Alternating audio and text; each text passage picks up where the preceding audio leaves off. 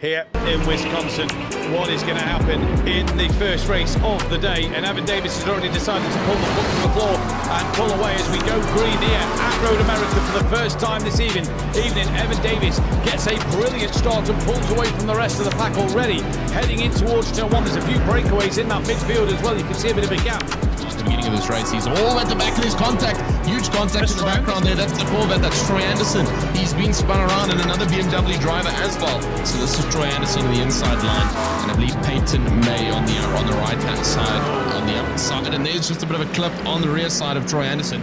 And now trying to rejoin a little bit further on. Lewis Holloway is now also under pressure with Vincent and Nebo, and they're going to be going almost 3 wide here between these drivers. It's Vincent, Holloway, and into turn number 1 they go. They'll all have to cascade correctly. Yeah, they've got to watch out for McLaren on track. And there's contact, unfortunately. That's Randy Olivo. And obviously that's led to the huge contact. Yeah, comes another 3 wide though, with Gorbatenko and Shelton Lewis as well as Ramsey Jimenez. And as they're all going to head down towards the next corner, as they head down towards the end of the Moraine sweep, and Dan Gorbatenko is going to hold the inside line here for the Velocity team. So this is possibly a bit of insight as to what happened. This is when he was still chasing onto the backside of Vigard Hendrickson. And as he comes down into the downhill of the Moraine sweep, just loses the rear. This could be an interesting race. Sigurdsson is now registered as out, so I wonder if he's just blinking a little bit. But Altoriso going up the inside of Caden Parks-Miller and shovels him onto the grass a little bit there. Does he just have a little bit of a lift to allow Caden Parks-Miller to come back through? No, not quite yet. They're still side by side together. Parks-Miller's on the grass once again. And it looks like Davis is going to come across the line to take it here, so it's not enough time there for Flynn. And what a win there from Davis, and Hendrickson takes second. It's going to be a chase down to the line. And you can see it's gone a lot darker. That chance of rain has increased for this second race. It has gone a lot darker, and already our pole sitter of Archie Woods has decided to go as we go green here at Road America for the second time this evening. It looks like Altoriso is attacking that of Saber in towards turn number 1. Can Saber manage to hold on to that through the first corner? There you go. He manages to lose out, does Saber. So he's gotten away for the time being from Evan Davis, but now Herschel under immense pressure from the purple and white monster that's been pushing around the circuit to get as many points, and he's gone off, and he's just gone way off the track there, and that's not going to do him well in that contention. Through the fourth corner they go, breaking hard into 5. Herschel has that inside line. Is the Corvette of Colin Flynn trying to follow him through? Yes, he is. Flynn gets through. Ramsey Jimenez almost slingshots himself out the corner, and now he fancies a look on that of Woods. In towards turn number 6. Ramsey Jimenez through on Archie Woods, and Woods is just falling back at the moment. Yeah, Woods unfortunately not succumbing to the pressure. My goodness, that was quite close there for Colin Flynn. But Archie Woods unfortunately just falling to the pressure of a couple of our drivers. As I say that, he gets 2 positions in one good swoop. Back to the pit lane there. Yeah. So at least on that note, someone's lost it in the background. What has happened then? So Archie Woods taps that of Ramsey Jimenez round, who just gets collected by another Mercedes. And it's all the Mercedes-Benz that have just piled up together. Of track-based game here. In fact, the issue is, Carroll's gotten past her up into first, but Davis is catching up there to Herschel, and this is up on the inside line there. Good move for Carroll out of the Moraine sweep. Kind of helpless in this Ford Mustang sandwich in this race, as here comes Herschel looking up the inside of Sauber, and Evan Davis might be licking his lips here as his championship rival is on that outside line. And if Herschel can just get up the hill quick enough and break later, that could allow Davis through, and does allow Davis through.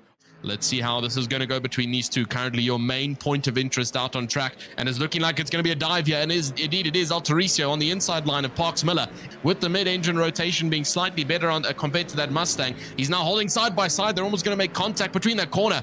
Like we said, the driver in form at the moment is Evan Davis, as he looks to the outside line now into Canada corner, trying to swoop right around the outside. Little bit of forcefulness from Davis, who puts Altoriso in the wall. Great run down to Canada corner. Just watch for Altoriso. Gets ahead through the corner. Altoriso does run him off the road. And Jimmy Carroll is going to get the win here for today's race for the Driver Trainer Motorsports team. What a great win he's been able to take. And Parks-Miller and Herschel take second and third for the top 3. We are about to get underway for race number 1 of the night. Marley Joff has already decided to drop the accelerator, and away he goes. And Pasucci's almost pushing Nicholas Laubish over the timing line down towards turn number 1. They head for the first time in this race. Almost single file between the top 4 here. Side by side between Gabriel Ivanov and Raffaele De Santis. Down in towards turn number 5. Almost an incident into the rear there as they come down into turn 5. And now there is a bit of an incident.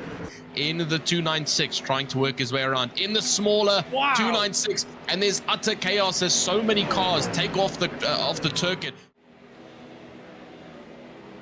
To the outside line, trying to sweep around. Sorry, Tristan. Okay.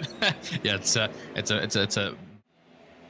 Indeed, it will. And if is he going to do it now into turn 5? Indeed, he is. He has a look, big dive in towards turn number 5. Marley Joff, though, gets a slowdown. He's just cost himself. He went too far over the curb, did Marley Joff. Drive-through penalty for that of Jones, as this is Raffaele De Santis trying to hang on in there over Carr, and is lost out to Tyler Carr now. And now De Santis gets a penalty. So a drive-through penalty for De Santis on the final lap of the race. Roman Pascucci from the SDR Sim Racing team has made the advancements needed to keep first place, and he will take it home for race number 1 in P number 1, starting 8th for race number 2. Joff will take 2nd. It looks like he's already gone for it, and indeed, yes, Tyler Carr pulls away from the grid, trying to get as far away as possible at the starting procedure. But Gabriel Ivanov and David Toth just behind are going to be trying to contest with each other as they head towards the starting line. There you can see that Tyler Carr trying to break any kind of slipstream behind, a little bit of weaving being done, and it looks like David Toth is going to occupy the inside line there from Gabriel Ivanov. He moves up 1 position already. Few people just dropping down the order. Eric Holzband has dropped down a couple of spots, and Pascucci has got himself up the inside of Marley Joff. Didn't seem to have the pace in the first race. Now looking to try and put points over his championship rivals in this one and capitalise while they're struggling to make their way through the pack is Pascucci and Joff. As I say that, Pascucci going up the inside of Valero. Is that move going to be done? I'd want to just back off a little bit more heading into turn 1 because you don't know what's going to happen. Joff does just that. Valero gets pushed out wide from Pascucci, and Marley Joff is going to come through to take an extra position in towards turn number 3. Joff up the inside, and that should be through he goes. And this is David Toth moving up into the lead of the race, coming up towards the first turn here on the main straight.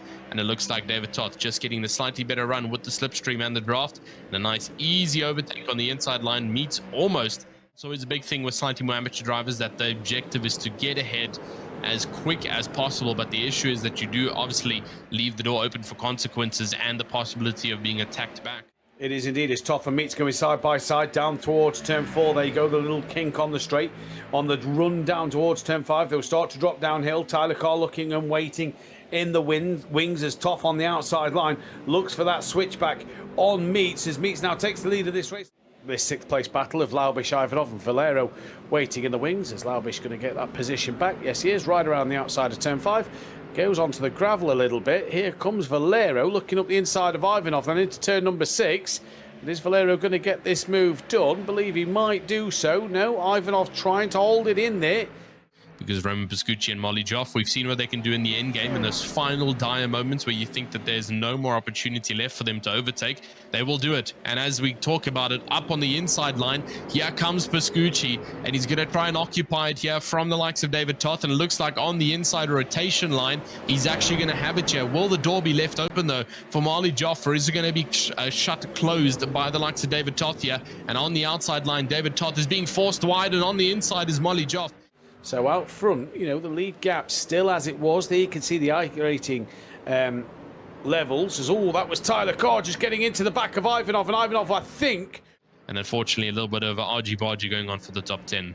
Yeah, it just seems to baffle me tonight. You know, I know drivers don't necessarily get on with certain circuits, but as Zohair Ahmed puts Matisse into the wall hard, has Rodrigo Meat managed to defend beautifully in this race to hold on for the race win. Out the final corner they come. I believe he's going to. Rodrigo Meats is going to climb up the hill, and he's going to win the 2nd race here at Road America. Great win from Rodrigo Meats. Great racing, great night for that of Roman Pascucci. But from me, Tristan and Jim Cunningham, it's been a pleasure once again as we head to Sebring for the final Format B race of the season. Next time out, we'll see you there on the League by Foxxtecca. Goodbye.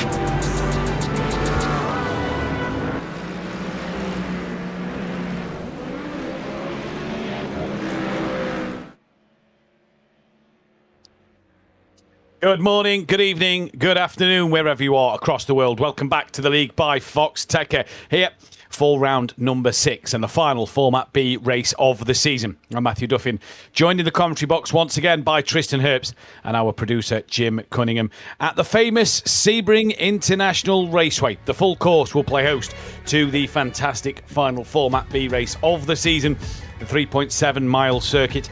Provided plenty of drama the last time the League by Foxxtecca visited it. Will it do so again? Tristan, good evening to you. We're in for a beautiful clear day here. Looks beautiful weather at Sebring as qualifying just gets underway. The dramas of Season 1, will they be put to bed, or what will we see tonight in the AM category? Yeah, good old little bit of concrete racing coming in for round number 6. Good to be back here at the Sebring International Raceway. Got to be dead honest with you, not my favorite circuit to drive on. It's a little bit of a complicated one, a lot of porpoising that happens to these cars, especially the hypercars like Olympi 2s and your hypercar categories. They tend to bounce a lot all over the concrete roading all over the circuit here, but indeed, season number 1 did give us quite a couple of challenges here. Obviously, with the burden of having an incident on the start-finish straight before we were even able to initiate turn 1 of lap number 1. And so that was a pretty chaotic start to that race for season number 1. But obviously, we've jumped quite far ahead now. Season number 3 coming in, back at Sebring International Raceway. Overall, though, it is still a really good track for some GT3 racing. It's a bit more technical than a couple of the other circuits we've had to race this season so far. And so the drivers will have to lock in a little bit better here, make sure that they get the rotation nicely done with these cars. The mid-engines will obviously have a little bit of an easier time with the heavy rotating corners, but in terms of the top speed, there is loads of straights for the front engine drive cars to really play their cards here. So the Mustangs and a couple of the others there, we see the Corvette also currently out on camera. But yeah, good to be back here at Sebring with you, Matthew, and hopefully we can have a slightly cleaner racing coming in for season number 3. Indeed, we should do. As we can see on circuit at the moment, one of the Corvettes just coming through the middle sector of the lap. Qualifying, though, underway. Obviously, it is that 15-minute qualifying that does end bang on the 15-minute mark itself. You see a lot of drivers there weaving to get their tyres up to temperature. All bar Ramsey Jimenez, I believe that is, just decided to stay nice and patient and in a straight line. Now he decides to weave down in towards Sunset Corner. They all go for this first time to start their flying laps. We've got a stacked field once again here in qualifying here at Sebring. And in fact, let's go into a bit more detail of the circuit. Let's take a look at a little track map for you all before we show you the championship points here at this famous circuit. So the Grand Prix layout is what we're using today, 3.7 miles long, 5.9 in kilometres. This configuration of the circuit has been open since 2019 to date. Obviously, Sebring dates back to the 1950s, but this configuration, 2019 to date. So again, a relatively new circuit in terms of world motorsport, only 7 years of age. As you come through turn number 1 and towards turn number 2, then a bit of a straight in between, you've got this tricky section of corners between 3, 4 and 5. Very technical part. You come out of 5 through then that of Gurney Bend of turn number 6 down towards turn 7 of the hairpin. Probably one of the best overtaking opportunities you'll get at this circuit. Out of the hairpin you go. You've got a little bit of a chicane on the exit before you come through turn 8 and into 9. That is the Fangio chicane before down in towards turn number 10, known as Cunningham Corner. Through there into Collier Curve. A left-hander, flat out. If you get it right, if you just miss that turn in, you have to have a little lift. You'll understeer wide. Through 12 in towards 13 of Tower Turn. Then gets you onto this back part of the circuit. You're flat out through turn number 14, down the Flying Fortress straight, flat out through Bishop's Bend, into 15, and then into the 16 of the Le Mans curve before the back straight, again, providing you with another chance to maybe get a bit of a run, bit of a slipstream on your opposition number in towards that of Sunset. As you can see, coming down the back straight now here at Sebring into that turn 17 of Sunset. And what a tricky corner it is, because just on the inside line of Sunset, Tristan, is a little bit of a bump that just as you're going under the braking as well, you hit this bump, you're in a barrier. If you get it right, it's so good to slingshot out that corner and get that run down to turn 1.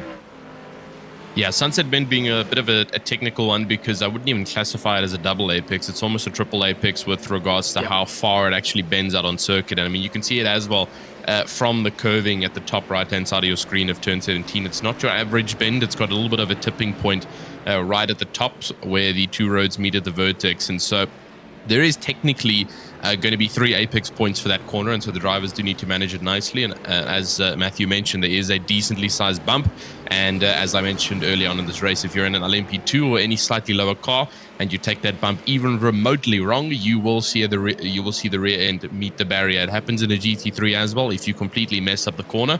And so it is something the drivers will need to pay attention to. I'm sure while Matthew was taking you through that track map, the amount of words such as straight or flat out you would have heard. And so that's going to provide ample opportunity for drivers to really take a shot at each other, especially when it comes to corner exits, getting those runs onto the longer bends like the Gurney Bend and the Bishop Bend. And then obviously you got your straights, the Flying Fortress and the Elman, which are going to prove to be nice trailing zones for drivers to carry on a bunch of speed that they build through the corners. We do have the points ready though from the previous round. You also got to see it there short a little bit through the trailer. But in terms of our AM category, which is what we are currently watching with you live now, Caden Parks-Miller has officially topped the likes of Andre Saba, and he's moved all the way down to 4th. Evan Davis has also moved up into 2nd now with 352 points. Andrew Herschel now also moves up into 3rd. And then Andre Saba and now down to 4th. Ramsey Jimenez has super jumped himself up to 5th position in the championship. That is great work for him. Dan Gorbatenko down 6th. The 7th for Karsten Navdal, 8th for Vegard Hendrickson, 9th for Troy, and then 10th for Jimmy Carroll. The rest you can see just scrolling down on your screen. And that championship has officially taken into consideration one drop round so far of the worst round for some of these drivers. And so that is something to take into consideration now. You'll see that the points, that's why we've seen such a change up at the top spots with not only Evan Davis jumping Andre Saba, but even a couple of others there, Matthew, that Andre Saba has now been pushed all the way down to 4th. Yeah, and I can confirm that from, I believe from this week, that is including the drop rounds on these tables. So this is with their lowest scores dropped from the championship points tally towards the back end of this season. So that makes for interesting reading, doesn't it? Like Andrew Saba now, he's 41 points behind that of Caden Parks-Miller. So we'll see what happens in this race going forward. But the thing to note here, Tristan, looking at them tables is Parks-Miller leads 4 points to Evan Davis, 38 to Andrew Herschel, 41 Saba. Jimenez, Gorbatenko, 110, 113 points back. There is still a lot of points to play with. We know that tonight, obviously, it's the B format, so it is that split points in terms of you can score the same as a Format A race, but you've got to win both races. There is still 2 Format A races, so still mathematically 300 points up for grabs. So 110 points back and 113 points back for Dan Gorbatenko there. They're not out of this running yet. They're not out of this running. It takes one bad week for a couple of drivers. Yes, that drop round will then obviously take place. But if you've already got a bad drop round at the moment, as I can see, Caden Parks-Miller's drop round would be 28 points. If he scored worse than that, that really throws him, you know, into the mix of drivers then overtaking him in that championship standings. Yeah, so it's all to play for now, especially with those top 4. Like you mentioned, it is going to start to get quite close. We're round 6 out of round 8, so not many rounds left to go or to play for. And in terms of those drivers setting the top times, Parks-Miller only getting 10th at the moment with a 202 flat. So leading the championship, he is going to need to work hard here, or else he will be swallowed up by Evan Davis. He's setting a 2-minute 0.7 here, and so quite a substantial amount faster than what Parks-Miller did with the 202 flat. So he is going to need to improve. Troy Anderson's got himself a 201.2, and I see Kristen Montgomery in our virtual grandstand was asking, saying that she thought Anderson quit the league. I don't think anyone would have the willpower to quit the league by Foxxtecca. It's just too good to miss it. So I think he's definitely here to stay, to grind out those points, and hopefully Anderson can generate those results. It is really good, though, to see the virtual grandstand is popping tonight in the Americas, and then obviously in the middle of the night for the Europes. So great to see all of you guys here. Hope you guys have a fantastic night watching these Format B races coming up to you. Parks-Miller does get up to 201.2, so he has definitely improved there and slots himself into 2nd. Vegard Hendrickson also with a great lap, 201.3. And then Saba, the ex-championship leader, unfortunately down 5th with a 201.3 as well. So it's going to be important to see how those times update through the rest of quali. Kristen Angelica in the virtual grandstand as well, saying that she's not able to race the rest of the season due to a back injury, but at least she gets to hang out in the virtual grandstand. Well, Kristen, hope you get better soon. Hopefully the back injury isn't too bad, and you get better soon. And Betty G in the chat. I've been commentating iRacing races for a while now, Betty, but great to have you in with us. Also, as well as the rest of the virtual grandstand in there, coming to see some fantastic AM racing in this one. But it is Evan Davis, that man who's really on a purple patch at the moment, Tristan, isn't he? He's getting the results where he needs to at this minute, and this is now the time of the season where drivers just start to have one eye on them championship standings. He's the man to beat. He's been on form for the last, 3, maybe 4 weeks now. Yeah, he really has been on fire so far for these past couple of weeks, and he's definitely locked in here for a championship lead, which is great to see. I'm seeing Landon Batson's dad is in the virtual grandstand. I didn't want to talk about the quali bands just to keep it hidden, but he has unsoiled it there for our young Landon Batson, so that's also something we can mention. So Landon Batson and Rain Woodside, unfortunately both of them are currently sitting dormant in the pit stops. They did get a qualification ban from the previous round that they will have to work off this time, so that's why you see them not out on track. But I have no doubt that those two drivers will work through the ways of consistency from the backside of the grid and jump up on the rest. Andrew Herschel has decided, Matthew, that he's also a member of the Game of Thrones, and he's moved up into P1 right now, 2 minutes and 6 on the board. They're actually jumping over Evan Davis just in the closing moments here of this qualifying session. Only 4 minutes left to go. And so that is really going to prove to be quite interesting. Good stuff there from the Flying Eagle, and he's going to be proud of that lap. I think this is a new kind of variation we're seeing here, Matthew, because obviously Andrew Herschel hasn't been putting in these lap times to contest the top 3, but now our top 3 is looking very different from what it did to what we were looking at maybe around round 1. Indeed, and this is that stage of the season where you've got to really now make sure everything counts, don't you? And Andrew Herschel putting himself in the prime position at this moment to start on pole position. Colin Flynn's just gone purple in one of the sector times you can see at the bottom of your screen there. And Herschel, third in the championship. So another man who's right up there in contention. He's had 2 podiums to his name this season. Here comes Colin Flynn, a few personal bests, and we can see it was a session best. It's now gone to a personal best, so somebody's just beaten that. But down in 11th place in the Corvette, where will he come across the timing tower to be put? He moves up into 3rd place. Colin Flynn, heck of a lap time there, right at the very end. He'll get one more in, and he'll only get one more in. But a good lap time from Colin Flynn there indeed. Here comes Evan Davis, though. 2 purple sectors, 3 purple sectors now, but you can see a lot of yellows on his timing tower there as well. So is that going to balance his lap time out, or is he going to be up on his time? We'll wait and see. Flynn is into the pit lanes. That is his session done. Will not get round in time to set another lap time. Evan Davis out to the line as Troy Anderson and Declan Dianarine move up into 3rd and 4th place. And Davis does not improve on his time. Ramsey Jimenez now moving up into P6. So drivers starting to find a bit more pace, Tristan, here as the session goes on. Yeah, see, Anderson also found a better lap time there, 201 flat. Declan Dianarine's also gotten himself up there into 4th now with 201.036. Vigard Hendrickson also slightly improved on that lap time. I believe he just jumped Saba on the previous round, so he's also trying to get a couple more laps in here. I'm not sure if he's going for another one here. He is out on track again, but we'll have to see if we see his name on the bottom side, whether it's going to be improvements or not, or if he's just having a bit of a cool down lap here. 2 minutes left to go of this qualifying session before we head into our sprint race of the Format B racing, a quick 25-minute race, and then obviously your feature race, 30 minutes with a top 8 reverse grid that always proves to be quite interesting in the grand scheme of things, and can't wait to see how that goes around Sebring, a nice technical circuit for overtaking and also just managing your car out there.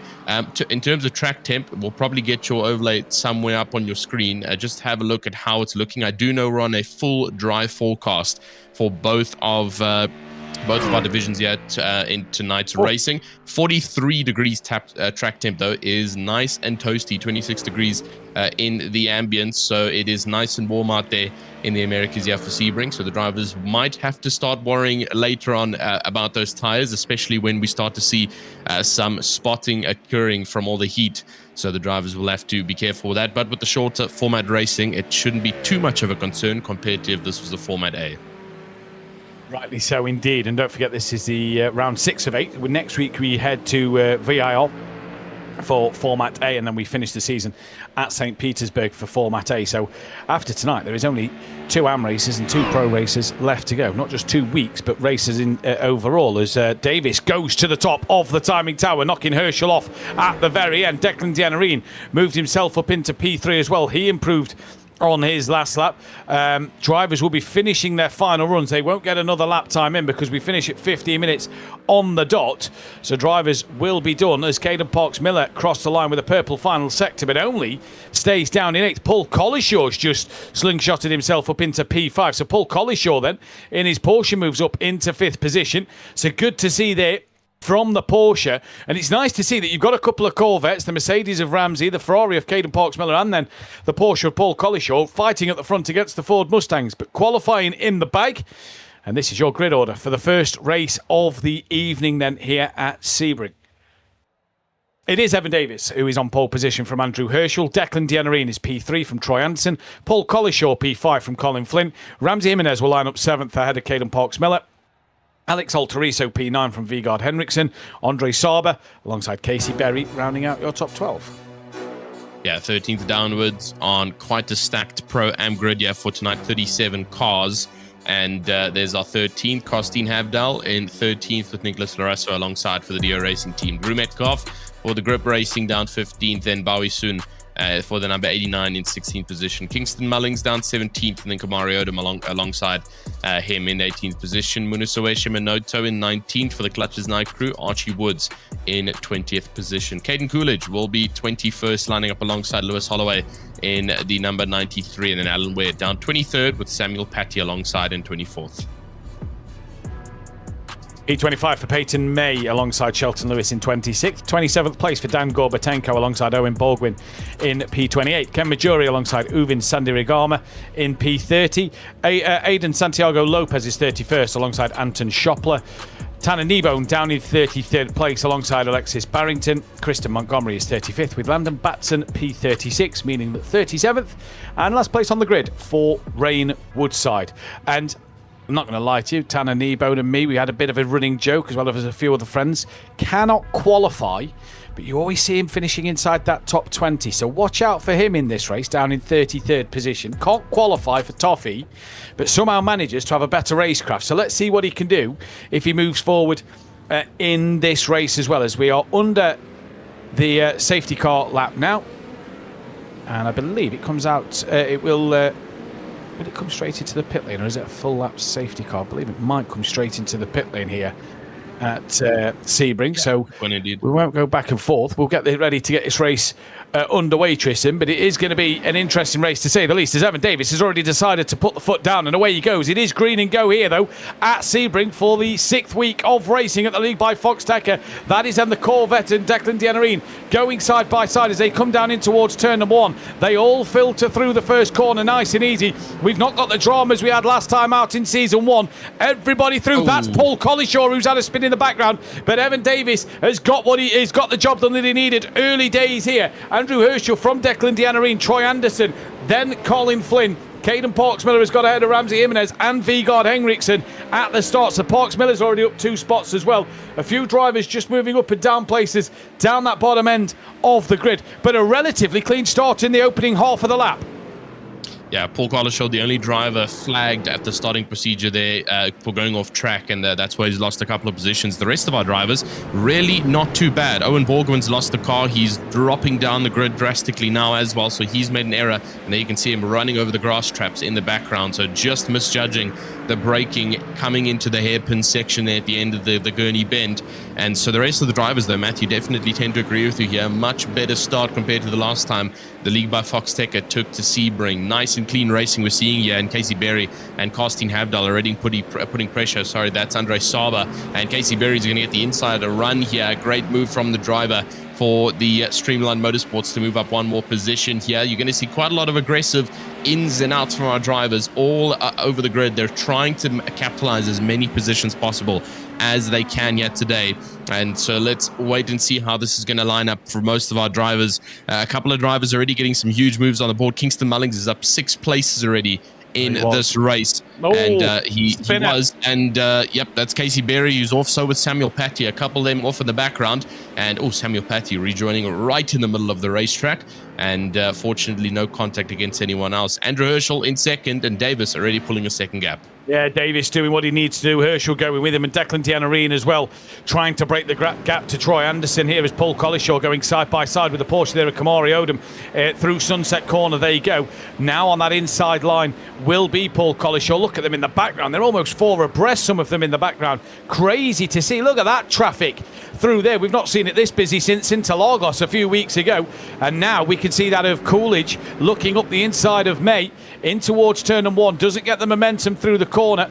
And now Way just behind might start to have a look in that beautiful green and yellow livery then, as this is down with the bubblegum car of Shelton Lewis, trying to find a way past Lewis Holloway in towards turn number 5. There you go. They've got a good chance now to use that momentum, as that was the Shelton Lewis car just having a wiggle out of turn 5, losing out then now to Ken Majori and Berry, who's going to come through on the Mercedes-Benz here then, and through they both go, and Berry pulls right onto the racing line and blocking that path off of Shelton Lewis to try and make up any more ground. Gorbatenko's just lost out a spot to his fellow BMW compatriot there of Minotto, who comes through down in towards Cunningham Corner. And then we can see just in the background Tanner Nebo on the back of this train, and then nobody behind him. So there's 5 cars somewhere on this circuit that aren't yet on the back of the train at the moment. But this is Casey Berry still duking it out with the Corvette of Ken Majori, as that was a car off further forward. That was Way, who was gone off then and tumbled down the order a little bit. So Way has dropped down the standings by having an off. Coming onto the back part of the circuit now. Here comes Shelton Lewis once again on that Ford Mustang. Back further forward though. This is Caden Parks-Miller under pressure from Colin Flynn and Ramsey Jimenez at the moment. Good clean start here. The front 2 have checked out though, Tristan. Yeah, complete checkout there coming in for Davis and Herschel. Here comes a potential strike, though, from Parks-Miller. Up on the inside now from Colin Flynn. And unfortunately, Parks-Miller left the door open on the inside line there. Flynn is going to hold it as much as he can in the Corvette. Is he going to get the rotation? No, he's unfortunately not in a good amount of speed being carried on the outside line there for Parks-Miller. He's able to hold down on 5th position, but a long line of cars all ready to try and attack each other for position changes here. It's Parks-Miller all the way down to Andres, to the likes of Altericio down in 9th position. A nice little train and a battle there for 4th position. And a couple of our drivers getting a lot of love and support in the virtual grandstand. I'm seeing Declan Design, Caden, Woods, Davis, a couple others also being cheered on. So it's great to see that there's support being thrown to all of our drivers out there on the track. 4 minutes into this race, and it's already proved to be quite an entertaining one. Minotto there in the background is doing everything he can to now fight it out with Gorbatenko still, and looks like he's going to hold the inside. Someone's lost it. It's Majori, and Ken Majori just manages to rejoin the track there before the contact happens, but it does look like he has been tapped on the rear, because from our side, the entire rear side of that Corvette is gone. I'm not too sure if that's net code and if that damage is going to be actually affecting his aerodynamics or not. It looked like a bit of a soft tap, but nonetheless, in terms of the live stream, no back aerodynamic or diffuser on that Corvette, so he's going to struggle a little bit. Gorbatenko has also lost out a couple here, so he's clearly lost it out on track somewhere down 32nd, and Gorbatenko definitely has lost out somewhere. Yes, Ken Majori fighting now with the Shopler now on the outside line with the Corvette. It looks like he's going to make one clean overtake to get up ahead there. So Majori moving back up into 26, and they've tapped each other. And into the grass, Majori is going to go. So just to add a bit of salt to the wound, damage on the back, and now also being pushed off onto the grass. Yeah, pushed off onto the grass. I believe Dan Gorbatenko was the call that hit Majori as he was trying to not absolutely plough through him as Majori was slow coming through turn 5. I think he just clipped the rear, and that's why we've seen the bumper come off the car. But Troy Anderson's got past Declan Design, who's looking back up the inside, and through goes Caden Parks-Miller trying to go up the inside as well. But Troy Anderson in that Corvette trying to hold it strong. Bit of contact there between Troy Anderson and Caden Parks-Miller. Parks-Miller can't get the move done. Big queue of cars now. Parks-Miller on that lights button, flashing his lights there, maybe thinking it's a little bit naughty from Troy Anderson, rubbing his racing gentleman, and Parks-Miller looks to stick the nose up the inside at turn number 1, but cannot get the move done, runs wide onto the grass. Does this open the door for Colin Flynn? Yes, it does. Through he goes at turn 2, not quite got the move fully done yet. Into 3, bit more hip and shoulder between the two of them. Caden Parks-Miller still on that outside line in the red and black Ferrari, again just dropping a wheel or two onto that dirt just the other side of the curb. Colin Flynn gets through, but look at Ramsey Jimenez, really gets a launch through turn 6, now down towards turn 7 of the hairpin, gets ahead of Parks-Miller for the time being.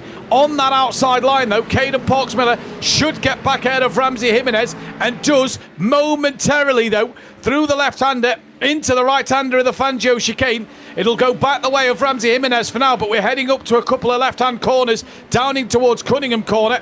And Ramsey Jimenez there just blinking for a moment and nearly tapping the rear of Parks-Miller as he tries to tuck it in to not allow Henriksen through, but real close door-to-door racing there. That is good, hard racing from all these drivers. Yeah, not the first scrap that Anderson's been in. I do see that he is missing the left side mirror, so he's definitely had a bit of bump and taps going on there with that battle of defending against Dean Areen. And so he's going to have to watch out for that one. He doesn't want to try and extrude any other damage on the car. Peyton May does indeed get ahead of Kamari Odom, and that's down in 15th position now. In terms of your grid, though, you can still see that there's plenty fights out on the board. Loads of orange figures representing under half a second. So lots of good fights still coming your way here. Parks-Miller being one of the more notable ones on the backside of Colin Flynn, who he's lost out to now. And this train is still expedited from 3rd all the way down to 9th position. And there is so many attacking opportunities here up on the inside. Parks-Miller's going to go. He's now got the inside line on the likes of Colin Flynn compared to it being the opposite the last time around. Jimenez is going to try his hand here at a bit of slipstream game to see if he can do anything behind Flynn. Hendrickson's also right on the backside here of Jimenez, and they're all busy fighting each other by using slipstream. Colin Flynn's jumping back up on the inside line now. It's not going to be enough though, and looks like Parks-Miller's going to carry a bit more momentum now under pressure though, because here comes Ramsey Jimenez from one to the other, and Jimenez looking up on the inside as they head up to the bend, and a little bit of front nose contact there, but it's not too bad. Jimenez is going to try and get a bit of a better slingshot here coming onto the Gurney bend. Is it going to be enough though to catch down on the Corvette as they head up towards hairpin corner? We've already seen one or two drivers missing the braking marker underneath the Sebring bridge yet, so let's hope that we don't see it again here. But Jimenez is going to put pressure, but the likes of Hendrickson behind also looking to try and put pressure from behind, and there's contact, and there we've now see it, the likes of Saba making contact with the with Hendrickson, and he's not going to be happy with that one. Hendrickson, we've got a camera for him this week around. No frustration there. He's still just keeping cool, calm, and collected, but a bit of a tap from the ex-champion. Saba will stay in 8th. Hendrickson gets bumped all the way down to 11th. Yeah, I believe it was actually Alex Altoriso who hit the back of Henriksen there. They're running in the same livery, same team as well, the Race Forge esports team. So teammates there, possibly in the same chat with each other, just making contact under braking. You just said it, Tristan, about missing the brakes in towards the hairpin corner, and we've just seen a prime example there. As here's Lewis Holloway trying to get onto the back of Samuel Patty then in the Aston Martin. And look at this little battle. Kane Coolidge slingshotting out the corner, moving up the inside of Minotto, and through he goes. Lovely little move that. Both just dipping a wheel into that dirt. Could open the door now for Borgwin in the Mercedes-Benz, who gets alongside Minotto. He's dancing all over the place, is Minotto, the Zimbabwean driver, trying to find a way back through on the Corvette. Can't do so, though. Coming into the final couple of corners before the back straight. And that is Minotto, sat happily to tuck back in behind again, just trying to get that better run out the corner. You saw the speed he had to get off the throttle though, because on the apex was that of Coolidge, and Minotto there very well not to go into the back of the Corvette as they come back down the back straight once again. Minotto still dancing all over the circuit, little bit late, a little bit naughty maybe, now looking up the inside line, holding it tight to the inside wall at Sunset Bend. And Minotto not able to get through, but Owen Borgwin fancies his chances here on the back of the pair of these two, as Henriksen, I believe, has just dropped down the order a little bit more. Just seen a few other drivers moving up the timing tower. Oh, here comes Borgwin. Sorry, Tristan, having a look up the inside line. Has he got the job done on Minotto? Now Minotto's gone a little wide. He'll have the inside for turn 2. Owen Borgwin in the grey and orange Mercedes-Benz moves up into 24th place. Nice little move. Yeah, good move there from Owen Baldwin to claim himself an additional spot. Hendrickson did lose it somewhere, possibly through turn number 1, just a little bit over rotation coming from the rear side of that car. And so he's dropped down a substantial amount of places now. Unfortunately, Hendrickson has not had the race he would have wanted today. 12 positions down on the grid currently. Here's a replay of what happened to Hendrickson, and I'm assuming this is going to either be into turn 1 or into the corners that follow. And into turn 1, it is indeed over rotation from the backside. And the rear end, oh, the contact is what you wanted to try and avoid. That front right is going to be neatly packed in now, and you might even be facing a little bit of suspension damage. We might be able to go on board and see the degree of where that steering wheel is pointing to stay straight. And we'll wait for a straight here, but it is looking like it's bending a little bit right from what I'm seeing. As he goes on the straight here, definitely straight. So a good amount of suspension damage on the front right-hand side of that Ferrari. He's either going to have to try and nurse it for the last 12 or so minutes, or if it's too severe, he's going to have to bring it into the pit lane. But it does look like it's semi-manageable there for Hendrickson, so let's hope he can keep himself out on the grid. Declan Denery, pressure now from Parks Miller. He's managed to get away from the grasps of Colin Flynn down in 6th position.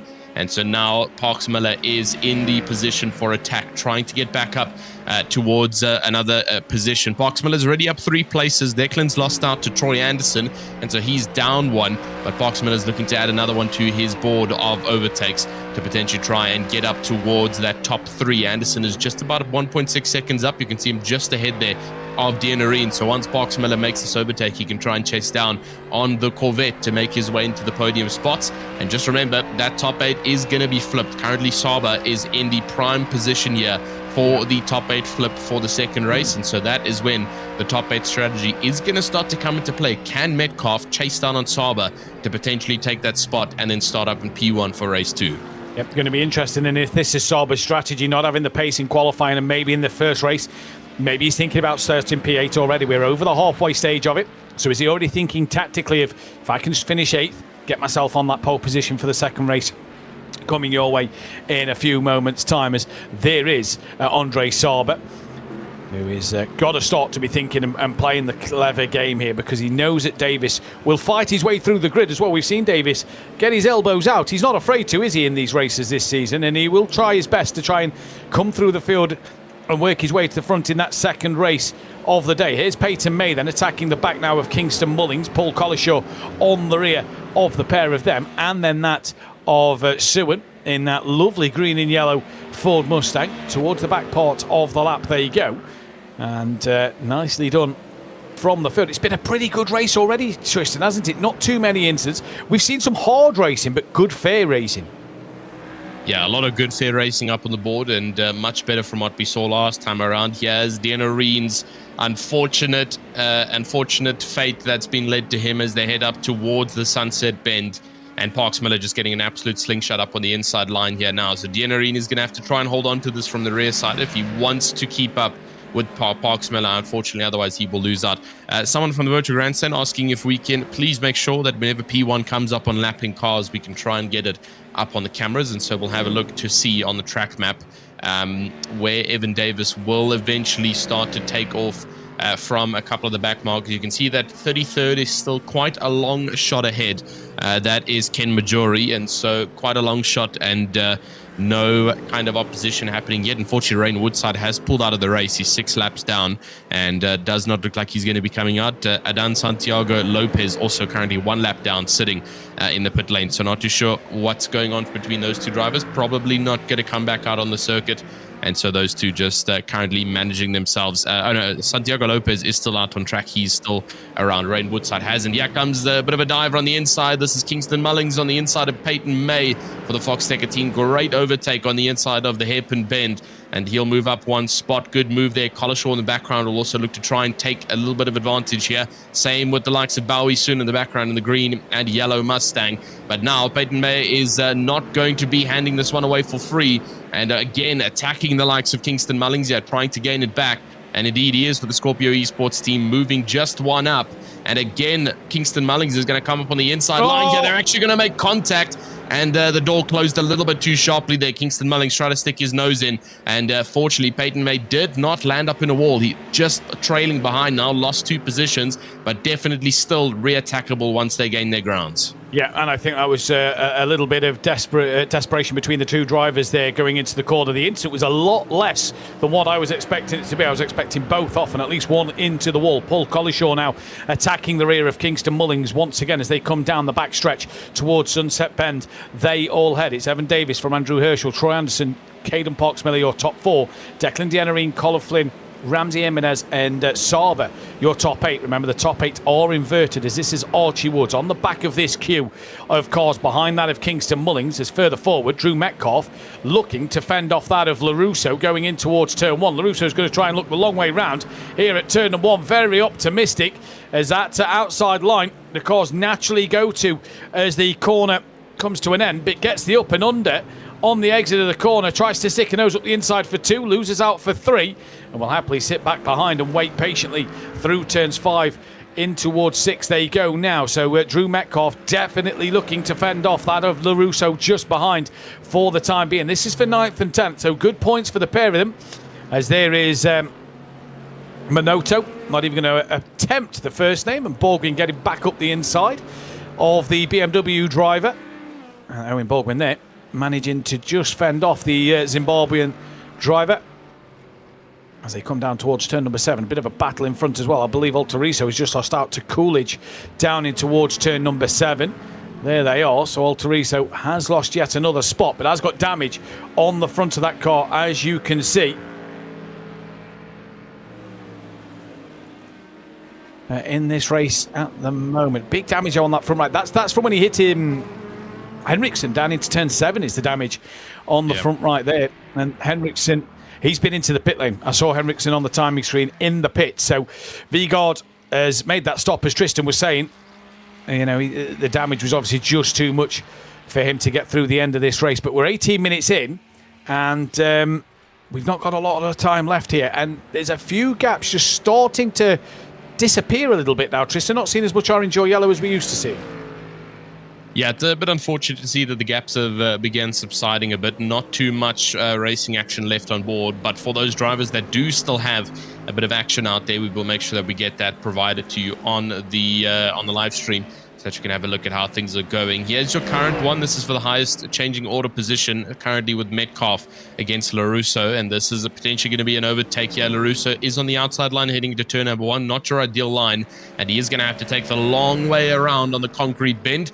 Actually going to manage it quite nicely against the Mercedes, and he's going to get the drive, just getting ahead, but Metcalf is going to have the inside line, slightly better drive as they head up towards the Gurney bend here, and Metcalf is going to keep it from LaRusso. So LaRusso is really going to have to try and work his way, quite a bit of an effort that he's going to have to push here to get ahead of Metcalf, who's in a high defensive moment. Dianarine is also idling slightly behind Parks Miller, same with Flynn. They keep bouncing back and forth between each other, but nothing will render shortly.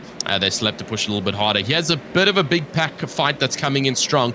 This is technically a battle from 12th all the way down to 16th position. A nice long train of cars here for the mid-pack fight, and Paul Collishaw for the Tuma Racing team, he leads it with Peyton May just behind. Mullings has been able to escape the grips here, and he's moved neatly ahead, so he can continue to run away with this race in 11th position. But Bowie soon is going to be looking up on the inside line of Peyton May, and in behind Kamari Odom and Lewis Holloway.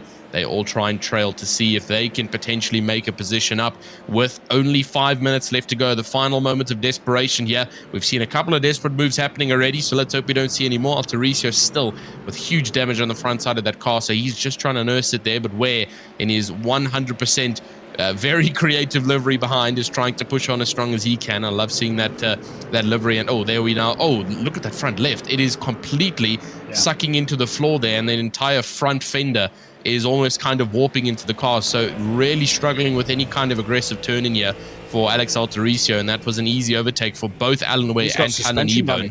And yeah, suspension damage as well. So not even body scraping, but also suspension damage.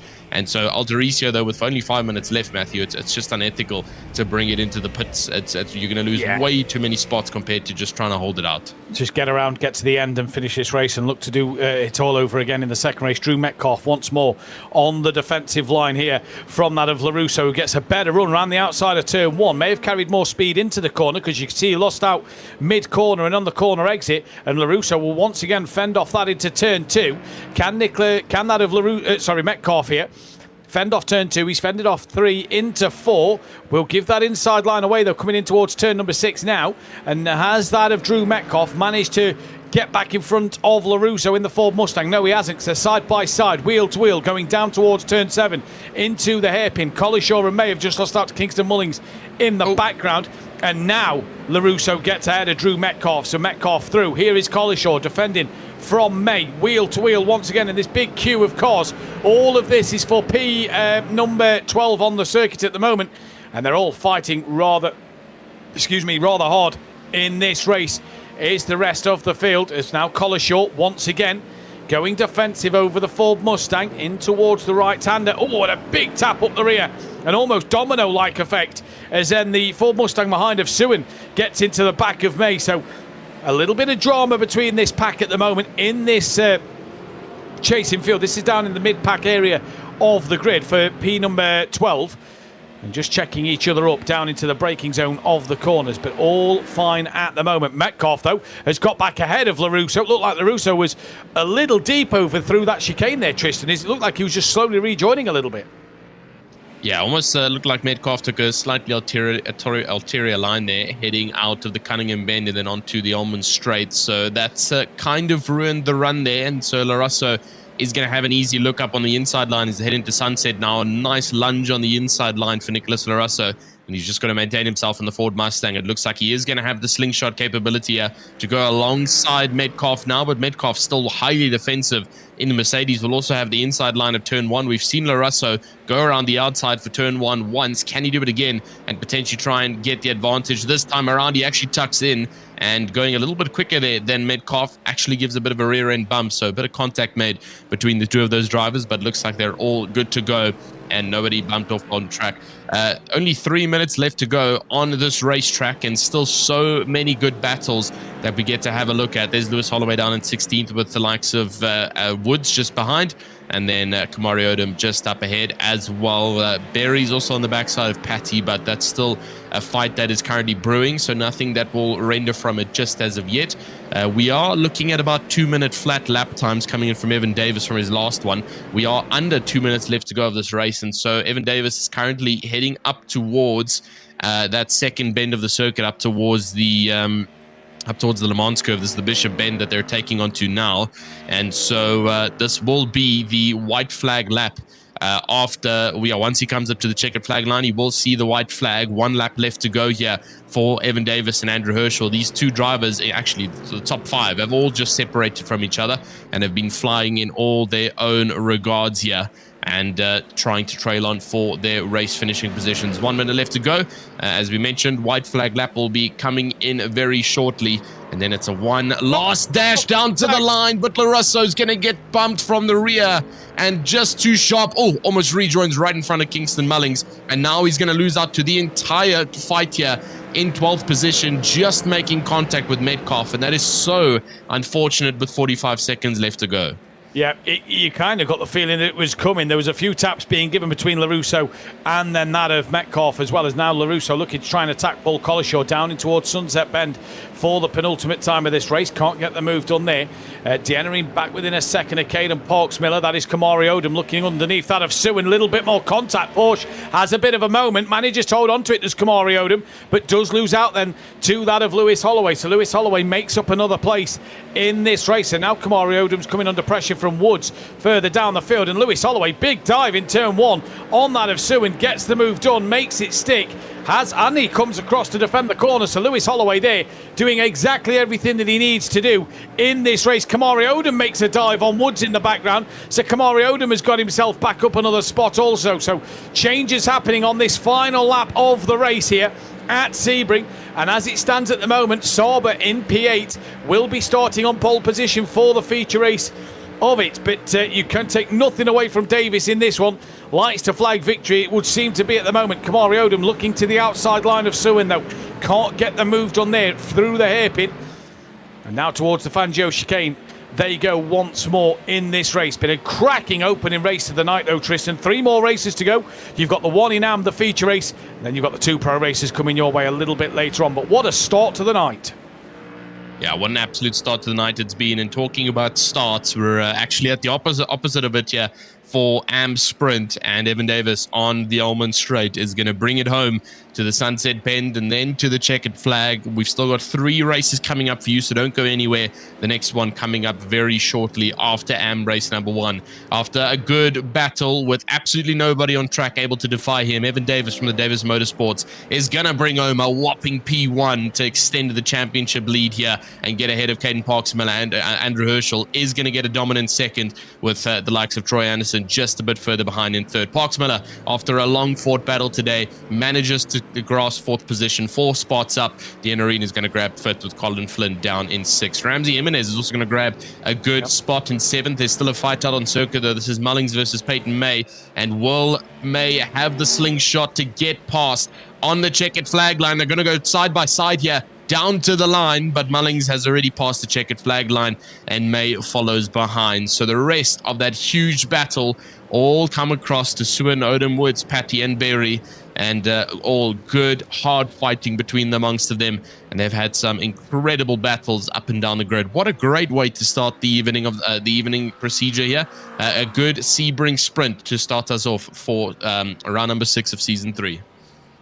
Yep, been absolutely fantastic for the opening race. We've still got 30 more minutes coming your way, which should be entertaining, to say the least. Once again, here is side by side across the line. Alteriso just getting it. No, just loses out to Borgwin actually over the line. So Alex Alteriso, obviously with that damage to the car, will have to go again in race to number 2, just waiting for Havdal, Batson and Majuri to cross the line. And then that will be the race done. Here is Ken Majuri just coming through the Le Mans corner now. But yeah, great start to the night. Great start to proceedings here at Sebring. Feature race coming your way. You get the extra 5 minutes to see. And you get Evan Davis starting from P8. So we'll see how far forward he can go. And I think the big question, Tristan, is we'll get to see what Andre Saber's pace actually looks like now, because didn't qualify particularly well. Didn't show the strongest of race paces in the first race.